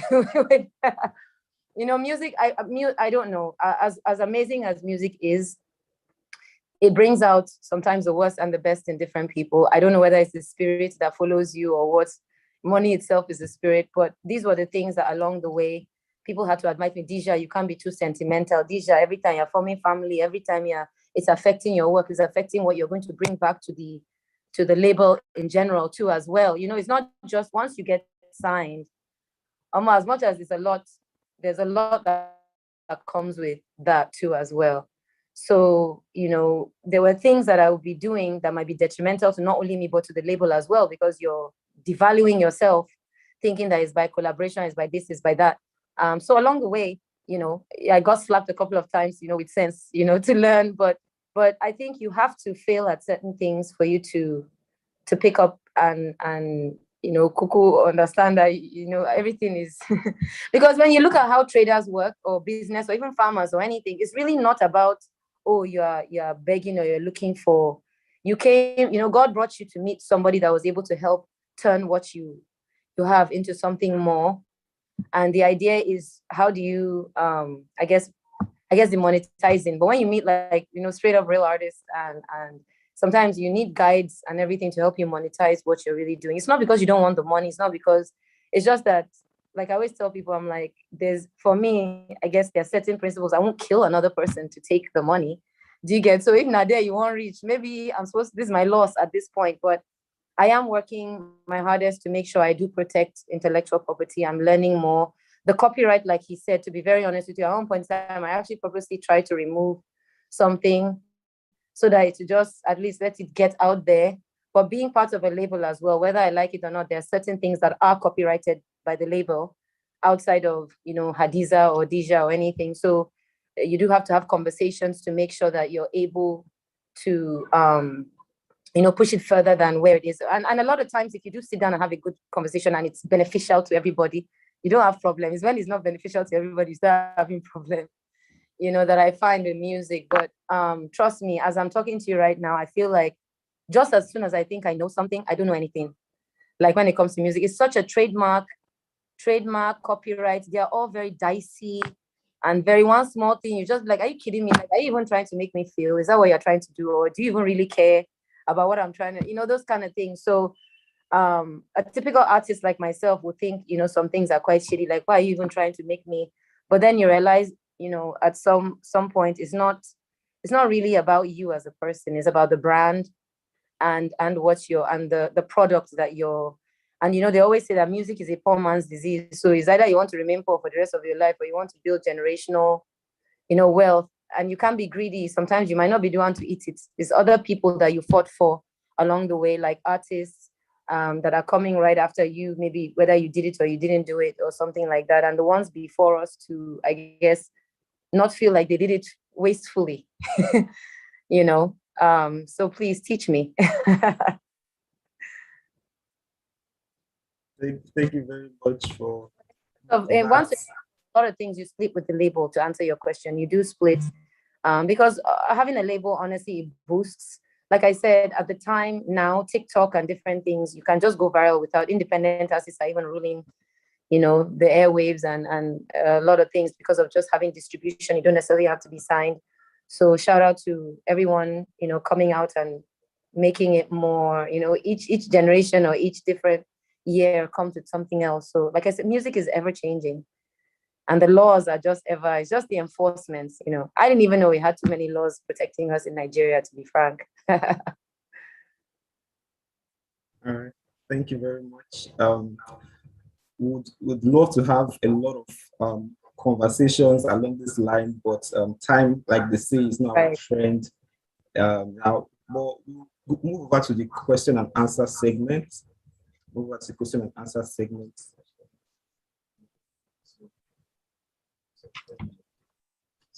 So okay, now I think because of time, we'll be taking the question and answer segment at the end of the whole session. We'll be trusting that you would do very well to hold on and perhaps get your input on that also. We are on our various social media platforms too, so the conversation can continue on our various social media platforms. Thank you very much. At this point, I would introduce the next session. I will be calling on my colleague to come and take over from me. We are going to be talking about fashion and design, and I'm calling on my colleague Folunho Olufiku. She'll be handling that session. Thank you very much for your time.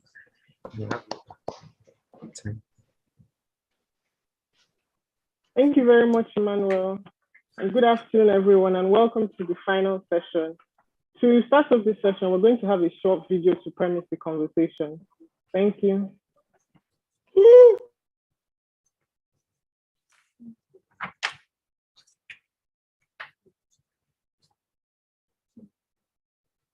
The Gaia Dress.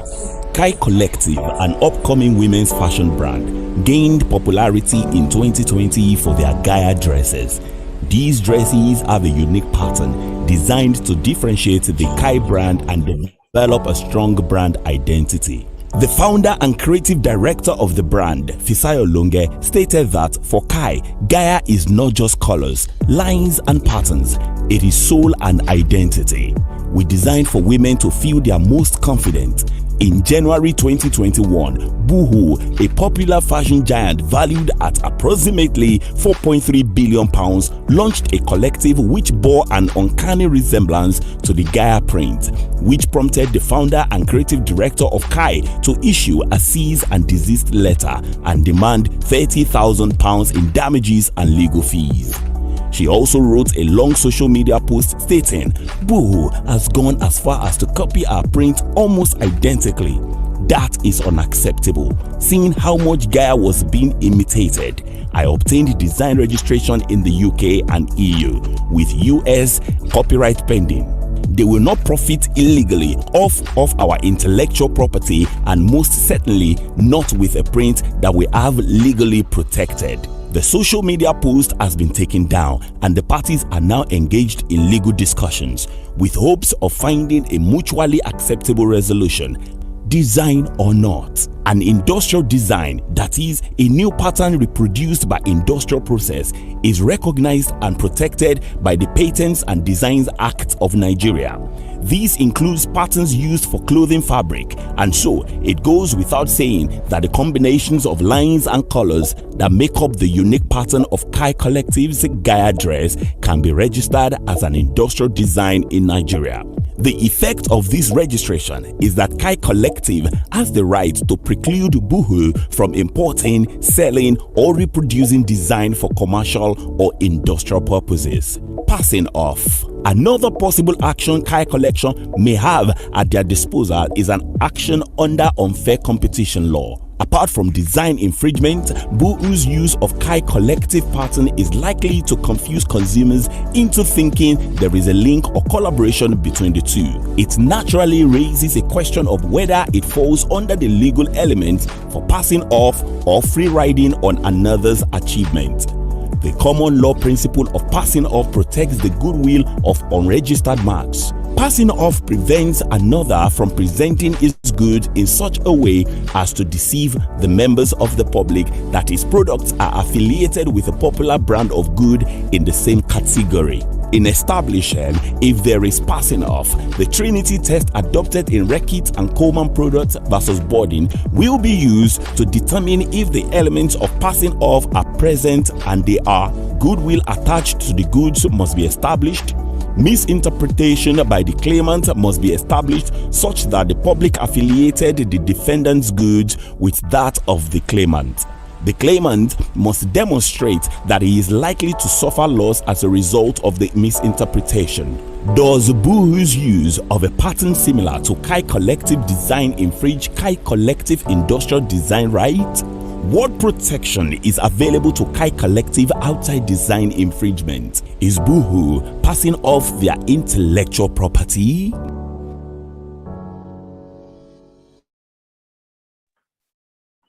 Thank you very much and welcome back to this session. Joining me to discuss this case study, I have Mr. Seun Atitebi. Mr. Seun is a bespoke designer and a style connoisseur. He has a BA in philosophy from the University of Lagos and he's the creative director and owner of the brand O by Oshun. It is a brand birthed with a vision to merge African and Western fashion, and the vision is love and nature. He believes that fashion is a universal love language, and he has designed for multiple influencers and comedians. Thank you, Mr. Seun. Yeah, good afternoon. Good afternoon, Mr. Seun. Thank you. And then we have Mr. Femi Adjose. Mr. Femi is a fashion stylist, a consultant, and a designer. He's the owner of the brand called Cute Thing, a brand aimed at telling the untold African narratives while merging the gap between luxury and affordability. Before establishing his brand, he has worked as a stylist for multiple fashion weeks in Lagos and a fashion editor for a fashion and lifestyle magazine. He also enrolled in a fashion academy in Kano. Thank you very much, Mr. Femi. Thank you for being here with us this afternoon. Thank you. So my first question, if you notice from the scenario, a multi-million-dollar company actually stole her design. So my first question is for you, Mr. Femi. If you were in her shoes, how would you react? How would you go about it? How would you feel? Good afternoon once again, and thank you for having me here. In all honesty, it's going to be a very, very heartbreaking. It would have been a very heartbreaking experience for them because having invested so much in a design from the elementary level of putting ideas together, creating patterns, up to the marketing, because that's even an aspect that takes a whole lot of money. You have to spend a lot of time trying to get it right to the right people, get people to know that product. Then one brand comes off one day and just kick it off and knock it off at a very cheap price or one ridiculous. It's a very, very heartbreaking experience, and it can be really annoying. And you want to go all the way to make sure that you get your justice for it. So it's not a good thing at all to get your product knocked off, because creatives spend a lot of time putting ideas together and creating products. Each product takes a whole lot of time to come up with. Exactly, and what you just said is the reason for this whole conversation. You said each product takes a lot of time. So backing up on that, Mr. Seun, please, have you actually considered any intellectual property protection for your brand, or is this something young designers don't consider, or they consider it later on? Yeah, thank you. Basically, intellectual property is not something most upcoming, like let me use upcoming, or probably entrepreneurs, fashion entrepreneurs consider, because in this part of the world, everybody believes ideas are like sky, are like the clouds. You can literally pick up from someone without getting penalized for it. Even while you were growing, as a fashion intern, there are times that you have to you're given assignments back then, and then you're told to recreate something a bigger designer had done. So and at that point, no one felt it was like it was an infringement of someone's intellectual property. Do you understand? So it's something that has eaten deep, like conventionally, like it has really eaten deep. So I don't know, nobody takes it serious in this part of the world. And then even products are intellectually protected. It's getting to the courts and trying to get justice for your ideas being stolen is like chasing shadows, like, because over here justice is nearly nothing. Like when you go to court and you want to settle matters, so you have to keep postponing, adjourning cases, and also people don't take it seriously in part of the world. Even big designers over here, I don't think nobody's protecting their intellectuals. That's why you see a lot of copies, and people copy something from a bigger designer and go to a smaller designer and ask, can you create this? And then you say, even if you can't, they'll say they can, and then because they know there's no consequences. So yeah, so it's nothing. No one is considering intellectual property here, especially young designers. No one is. That's actually one of the questions I was going to ask. If you think young designers don't consider it because of lack of knowledge, or is it the courts, or is it just that the market just seems too hard to penetrate, or everybody's stealing from everybody? According to me, there are two reasons, like, that I know personally. First, because people don't see it as important. Like it's not important because why should I create a design and then protect it? Like why should I create a design and put money, go and waste money and spend money and protect it because I don't want people to copy it. Meanwhile, at the end of the day, people will still copy it without your knowledge. And then secondly, I feel like it's the expense. Like people feel, people know, like, okay, the idea is that people know there is something called intellectual property protection. Do you understand? But then people don't see it's not important to people. Do you understand? Like, people don't see it as important, and then they feel like because they've not heard about it and they don't have knowledge of it, like of how it goes, right? They don't bother.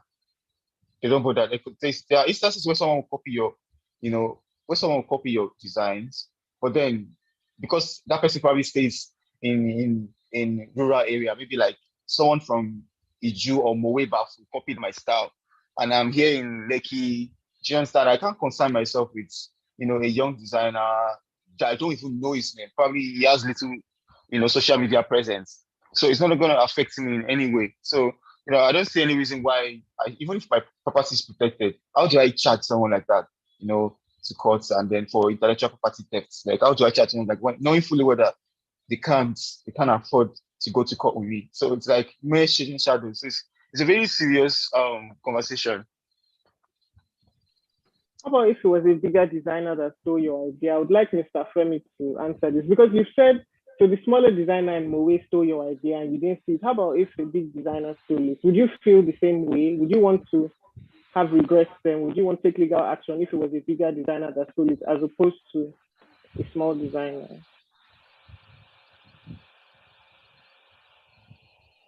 Mr. Femi, you're muted, please. Hello. Sorry. I think I would like to start from the beginning first before I go to that point of whether or not to go to that extent. At first, when you're creating a collection, you go through a lot of process, like I mentioned earlier. You go through a lot of process, and you have more than one product in that collection. So when you start thinking about protecting those products, first of all, you don't even know which of the products is going to hit the market rightly, because you creating your work, you're just putting out your best foot that, yes, this is a body of work. You don't know which of the products is going to hit best. You don't know which one will do better or lesser. So, and it is not possible for you to protect each of the products in that collection. For example, you have a collection of about 20 products, and each of the looks have like little details, things that are individual products on their own. Are you going to protect all the 20 pieces in the collection just because you are afraid that somebody might steal the idea and use it for something else or something? It's not easy to go through that lane. So the only route that people pass through is, okay, when I see a product doing well and I forecast that it might be a major one, then you can now go further and wanting to register such product or trademark it. So moving on to what you mentioned, having a big company steal your idea, then you have to press charges against them. You don't have a choice because one, they are bigger and they have more resources than you do. Their copying design is a ripoff. Because first of all, designers, independent designers are still trying to make ends meet. They're still trying to find their place in the market. Then one major brand now comes up from nowhere and just pick up your design from nowhere. And most times when they do this, they buy a sample of that product. They go through it and knock it off. Something like that happened between Chanel and a Scottish brand. They bought a product of that from that brand for research purpose. That was what they said. They said they're buying it for research purpose, only for the designer to see the product on the runway. So things like that have kept on happening time and over again. So it is not, I'm not saying that designers should ignore the fact that we have to protect our intellectual properties. But I'm just saying that it's just too much for independent designers. This is easier for major brands, bigger brands. They can easily do that without feeling any pain. But an independent designer that is still trying to put things together, it's not something easy. Thank you. I guess it's similar to what we said in the music conversation. When you're small, you really struggle to, it's not your priority. But I guess when you're thinking long term, it should be a priority. Especially if you're saying a brand might steal your brand. If you're not protected, then you can't even go to court. So that's part of the problem. So if you don't have evidence to show that this is actually my design, then there's no, that's why this conversation is being had. It shows the need. There's actually a real need for the protection. And then also, Mr. Sheung said something about courts being so expensive and too slow, but there are actually other means of dispute resolution. So if you have the evidence to show that you actually registered this design and you're the owner of the design, then you can try arbitration. Is that something you've considered or you will consider going forward? Other methods of dispute resolution? Or you don't think about dispute resolution at all? I think it should be something to consider. Mr. Sheung, please, what do you think? Yeah, basically, I like Mr. Femi said, it's almost infeasible because for instance, if your properties, if your ideas are not protected, and then a younger designer copies it, like you said, there are other ways, that you could go about it, but it's mere. I feel like personally, I feel like it's a mere wasting of time, because there is no point. Like your property is not, the idea is not protected. I don't know. But then in the case of a bigger designer that infringes on your property and is still not protected, there are ways you could go about it. And then probably that's by first contacting the designer and letting them know that you're infringing on your rights. Basically they do not know you are not properly protected and all. And then I'm sure they don't want to be dragged. They don't want to be, involved in a controversial matter and all. But then, I feel like they feel like you reserve the right to your ideas. And then even if they are going to tap from the idea, I feel like you should be contacted. Even no matter how small the designer is, I feel like everyone should be contacted. Like, oh, hello, I need to take an idea from your designs. I hope you don't mind. Personally, if someone contacts me, a bigger designer contacts me that he wants to, it's a scene of joy for me. Like it's something, something good for me. Like a bigger designer sees, accommodates my idea and wants to copy from it, or probably wants us to collaborate on it. Because I believe that's the approach you're gonna come with. Like I would like to collaborate with you on this, your idea. I really love how the designs are and everything. And can you show us how you went about it and everything? So yeah, so I think that's just about it. So you said if a bigger designer contacts you, would you consider signing a non-disclosure agreement like we discussed in the earlier sessions? That's a very good way to protect yourself. Or it's not something you still consider? Yeah, definitely. Usually, I don't have discussions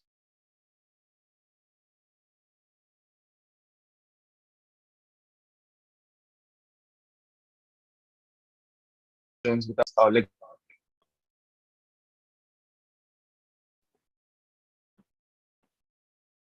Sorry, we didn't hear what you said, please.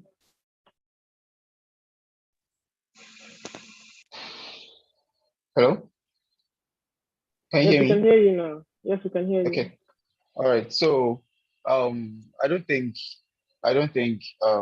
that's a big deal on my own part, because I don't have discussions without protecting myself, and then by tendering a non-disclosure agreement. So I think everybody knows that by now. It's a common knowledge. Okay, thank you.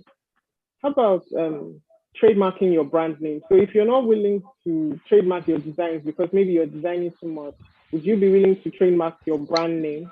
Mr. Femi, your cute saying, for example, is quite unique.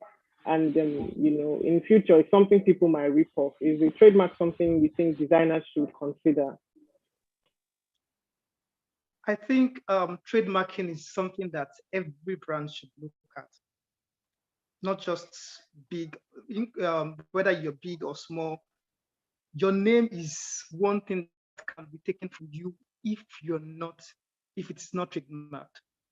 There's reference to this from a new release, a new Netflix series that went on recently, Outside, whereas he sold his company and his own name was taken from him, and he couldn't even use his name for anything because it was trademarked by the company it was sold to.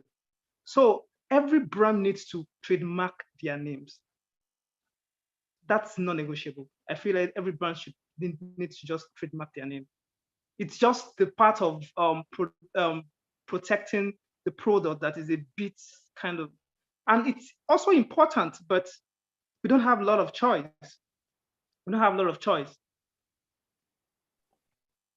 Thank you very much. So from the scenario, she said she registered her design in America and in the EU, but she didn't register it in Nigeria. Why do you think that is? Do you think it's because of the issues we've discussed, or she just was a lack of knowledge? If you were in her shoes, what would you do? I don't think she didn't register in Nigeria. She must have registered in Nigeria because she's even here. She's here too, so she would have registered here in Nigeria too.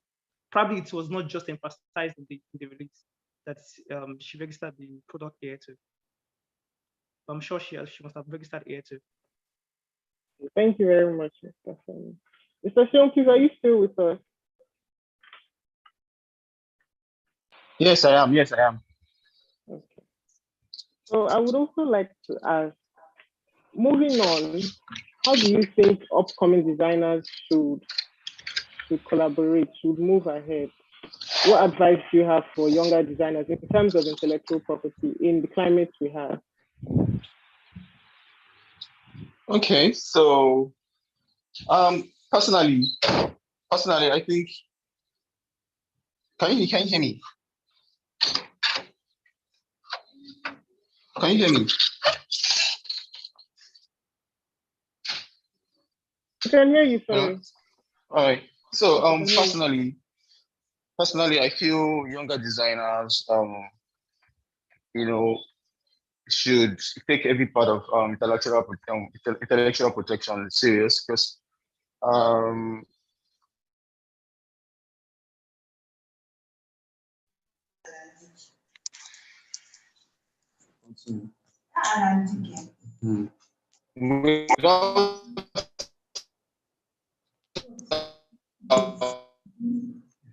Continue. It does not stop. We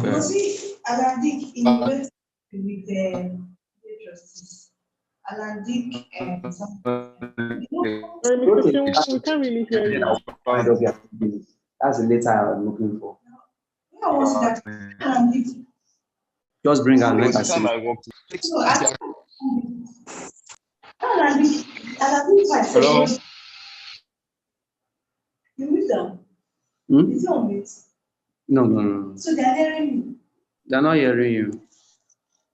Actually, we can. Someone's mic is on.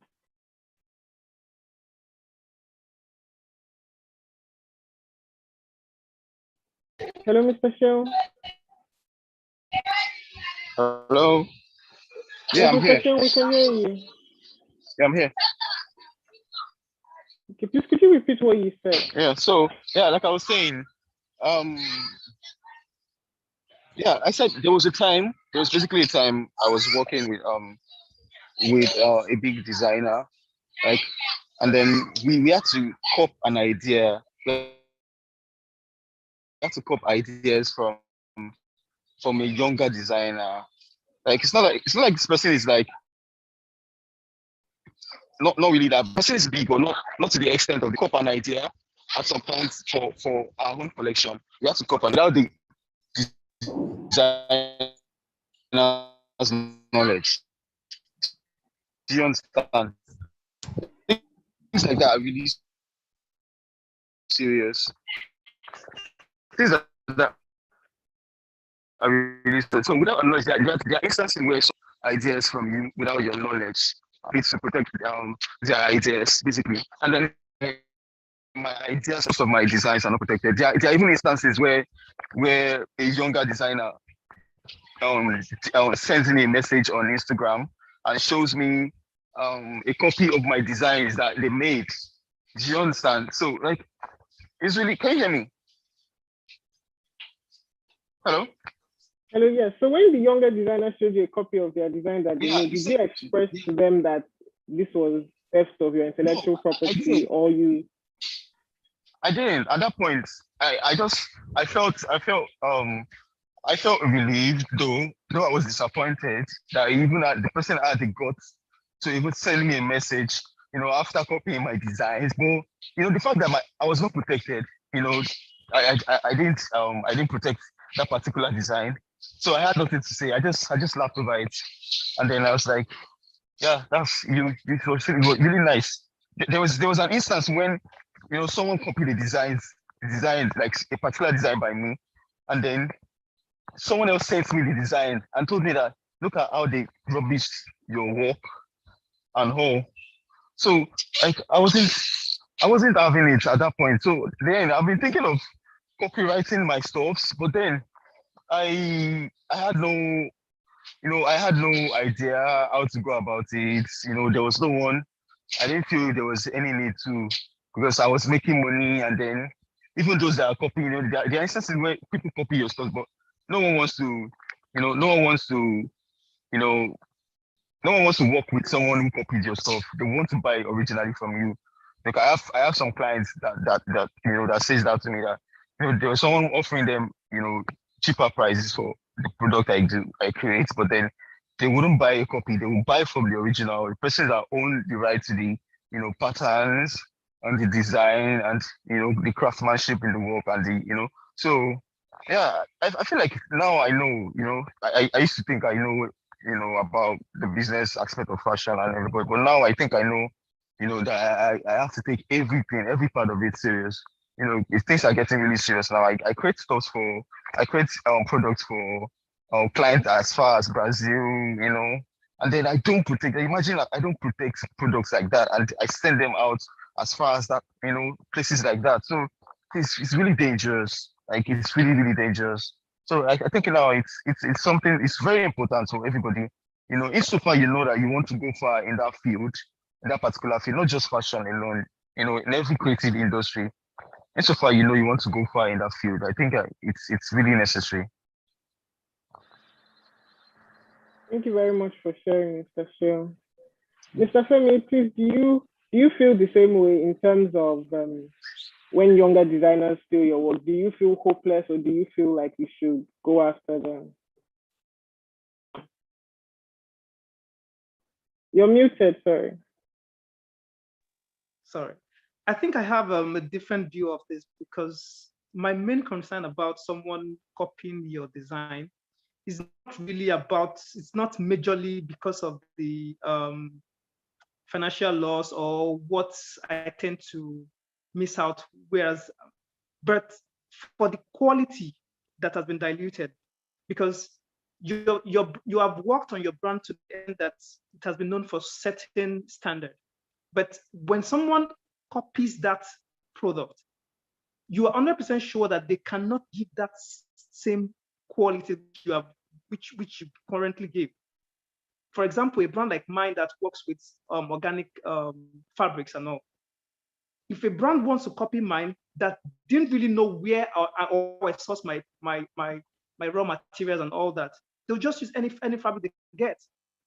And that's like, and if it is sold to the market and someone else sees the product thinking it's actually from me, and that's like a dent to my image, because they will say, okay, this brand, they talk about sustainability and all that. How come they are doing this? Even see the quality, it's bad, without knowing that it's a copy. So that's even bad on the image of the brand.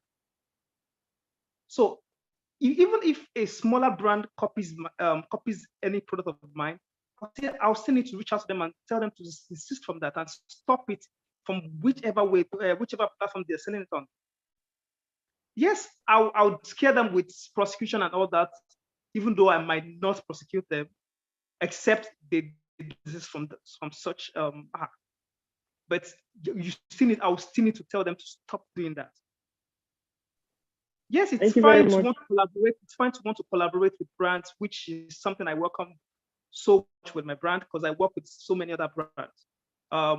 For several collections, I collaborate with shoe designers, bag designers, even knitwear designers, just to bring everybody together and just put ideas together and produce something wonderful that people will appreciate.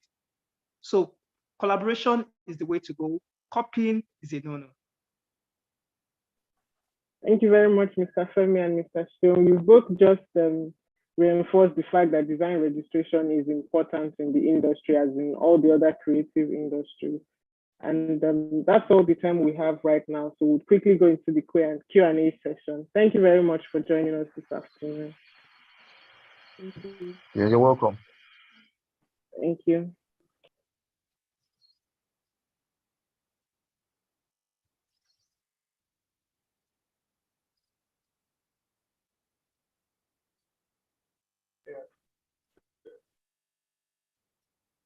I'll now hand over to my colleague to round up. Thank you.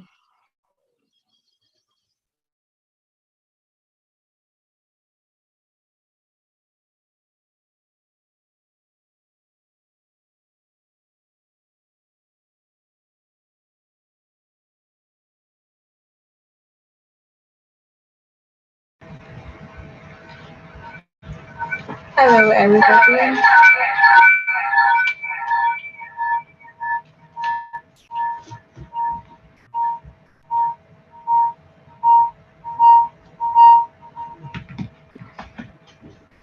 Good afternoon, distinguished guests. And thank you very much for joining us today. I also want to thank our very amazing panelists for such an insightful session. But thank you all for waiting to the very end. We have a couple of questions. And if we have some of our panelists still here, I will direct the questions on music. I see DJ is still on. If you could answer the question on music for us, we'd be very delighted. So the question says, I am not a musician, but I have noticed that some songs sound familiar. How familiar does a song have to be to another song that has been copyrighted in order for there to be a legal issue?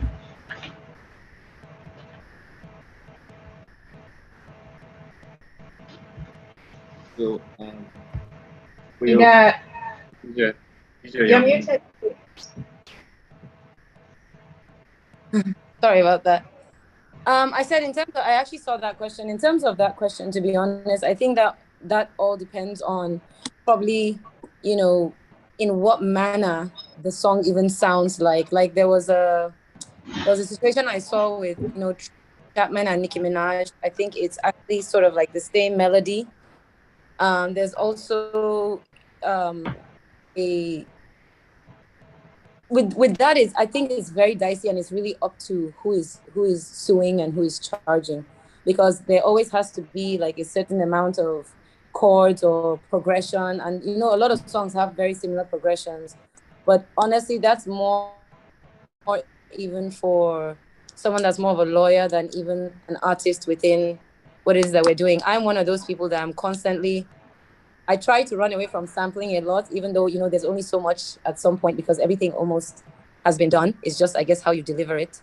But in terms of sounds, I really do believe it has to be very similar for it to get to a legal point. I don't really know in some of the smaller technicalities, but if you have, like, let's say, dun, dun, dun, dun, dun, dun, dun, those kind of chords and things like that are very obvious. And a label will definitely come at you for that. And then it's up to the courts. Sometimes too, if you have a really good lawyer, you can get away with some things. And if you don't, then, you pay up. But outside of that, I think it really has to almost sound very close to being identical before it becomes such a big deal. Because there are certain things that have similar progressions, but are not the same songs. So it's a very dicey area. Thank you. Yeah, I'm actually going to say pretty much the same thing as you. It is a bit of a legal question, because the area is so novel in our jurisprudence, we have very few situations where you can actually compare. But as everything legal, there's a structure to it. So the first thing is whether the person who's claiming to own the song has been copied can actually show clearly and plainly that the song has in fact been copied. So you've alluded to most of the popular ways that people would seek to do that. So they would be doing that by comparing the musical arrangement. I've seen in some situations where musical arrangement is almost identical, but one is slowed down and one is sped up. So they may sound different, but in fact, when you actually put them at the same speed, they're actually the same arrangement. So it's a question of how you show that. Exactly. So it's a question of how you show that plainly to a judge, for instance, that this is my song, this is when I created it, and this is how much of it I can show you has been copied. So it is a technical issue, but yeah, exactly. Like sometimes it's easier to see than others. And again, as you rightly point out, when you have experts on the case, you are more likely to be able to do this than when you are trying to do it yourself. I hope that answers the question. It's a bit of a technical area, but I mean, you have experts that actually do this day in, day out. Yeah, I hope that's answered that question. Thank you very much, Drew. Deidre, there's another question for you.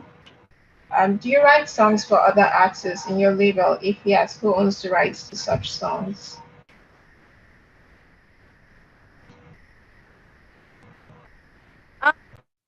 In that case, it depends. It depends on who you're writing for or with. Also, depending on the relationship you have. That's why I said music sometimes can be very dicey. You do share melodies, you do write songs, you do write verses for other people if you can, if you want to. I enjoy, like I've always wanted to sort of at the end of the day, maybe like, have a continuously writing for different people. But in terms of song ownerships, like Lotto rightfully said in the beginning, what we do is you do split sheets. It's easy to do split sheets. It's fair. You get to see the percentages.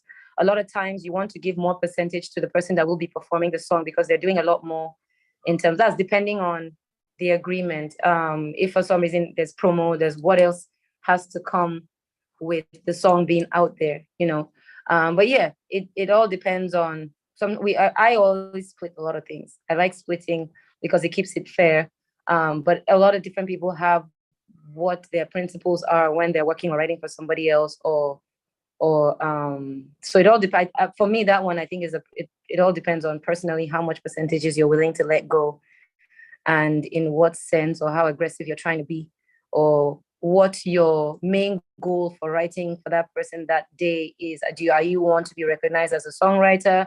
Are you helping your label mates to just get a melody out there? Sometimes you're like, it's depending on what they want to give me, if they appreciate what I did, that kind of stuff. Or is it, so they do is 25%, is 16%, or I'm giving you all this song and you just be the performer. So it's really not like a one set way. It depends on who I'm working with or what idea we're trying to get out of it. So, but in terms of writing, you always, if you have like your publishers, that's usually their job where, they'll fight the matter for you because some people, especially people like me, like I said, I get very sentimental. So in terms of business-wise, I've become a bit more aggressive along the years than I was in the very beginning, which is not necessarily in a bad way, but in a way of to protect myself or to at least make some money because it'd now be looking like you're doing a hobby as opposed to a business, which is what happened to me a lot. And that's from my end, not even some people will say, no, take it. I'm like, no, this one is just promote me, tell other people all those kind of things. But along the way, when hunger catch you, now be remembering some things and some advice that you had along the way. But yeah, we've used split sheets in terms of that.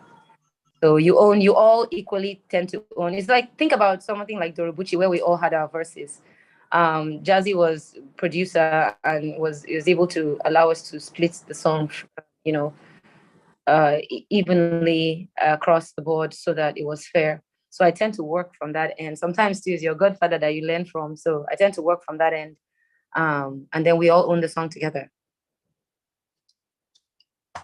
Thank you very much. I have a question for Mr. Femi, if he's still available.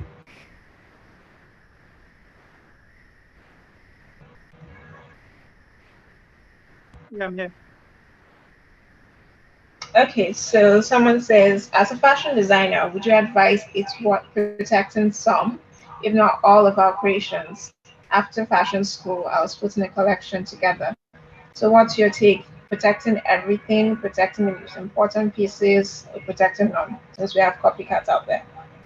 Okay, regarding that question, I think what the person was supposed to do is to have like a non-disclosure agreement with the person that was helping her while they were creating those pieces in the collection. But because they didn't have such things, that was what gave that person the guts to steal those ideas and use it for another brand. But my advice is, if you're having anything with someone else, it's best to have like a non-disclosure agreement or contract that guides your relationship with that person. So whatever you're doing with me stays between us. You can't use my ideas for something else. You can't do this, you can't do that. So that at the end of the day, the person knows that whatever they're doing for you on that project is just for you. Even though even if the person is bringing his ideas to what you already have on the ground, the person can't take it out of that scene to somewhere else, because it's meant for your project.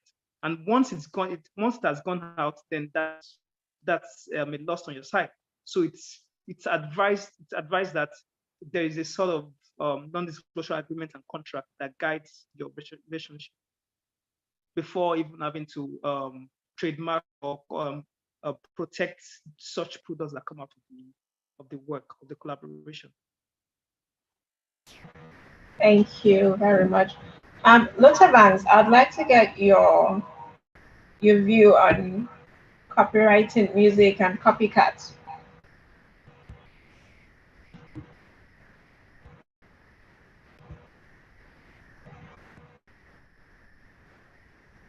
Still on? You're muted, please. Okay. I just figured it out. But when it comes to copywriting music and all of that, I think it's very important, to be honest. It's very, very important, because that's the only way to hold on to it if it comes to court. That's the only way you can actually, sue anybody for using your product without your consent. So I think it's very, very, very, very important. And it's also important as well to give credits as well to whoever has been involved in, your music or in the process of producing it, because, sometimes it often goes a long way and encourages people, and also, lets them it makes them want to work with you even after that one. You know what I mean? So it's very important to copyright, but it's also important to make sure you give credit to who credit is due. Yeah, picking up from where you stopped about giving credit, is it just in terms of payment or on the record? How do you go about ensuring that is done?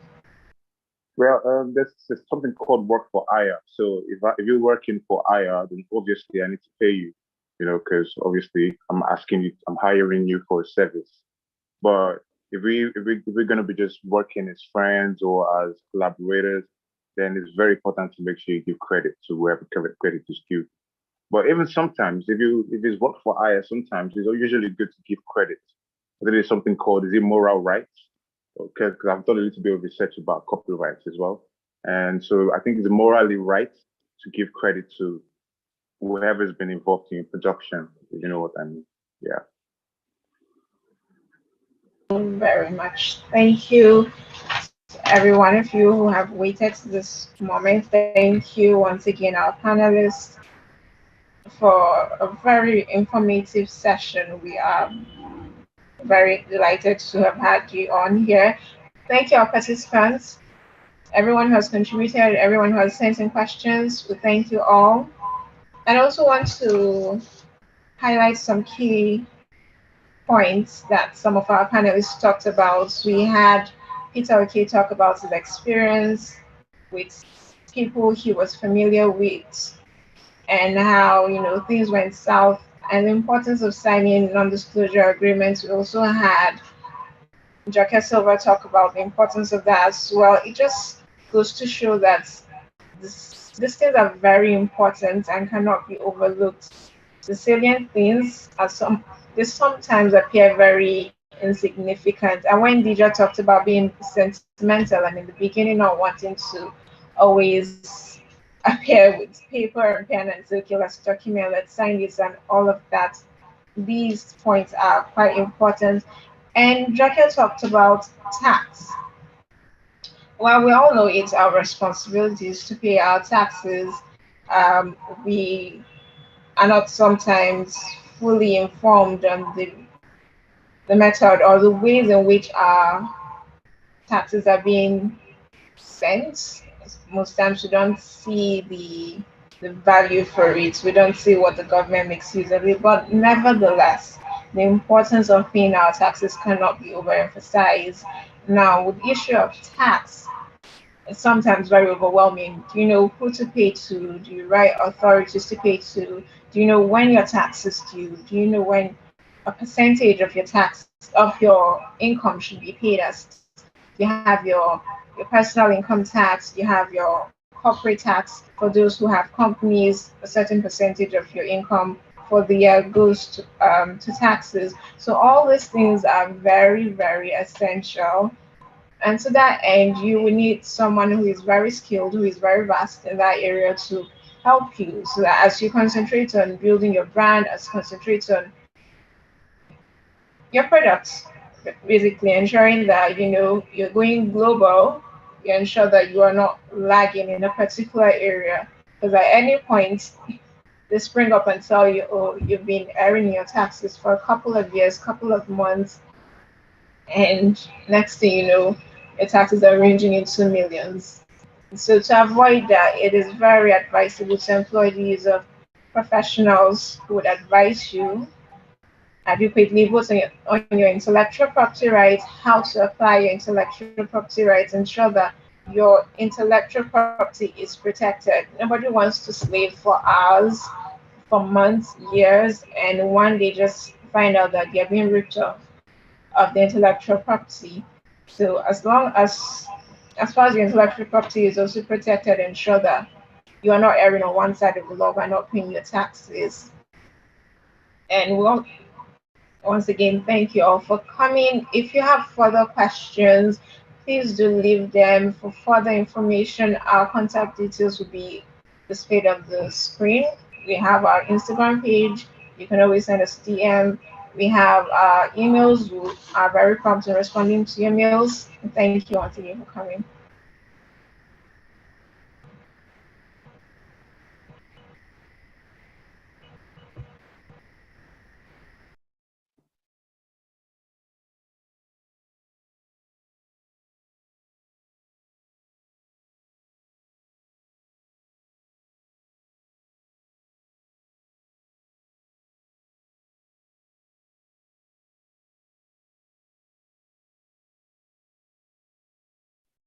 Thank you, everyone. It's been very, very exciting conversation. This brings us to the end of our webinar today. Please follow us on our social media handles, where we'll continue the conversation about protecting your intellectual property. From all of us here at Norfolk Partners, thank you very much.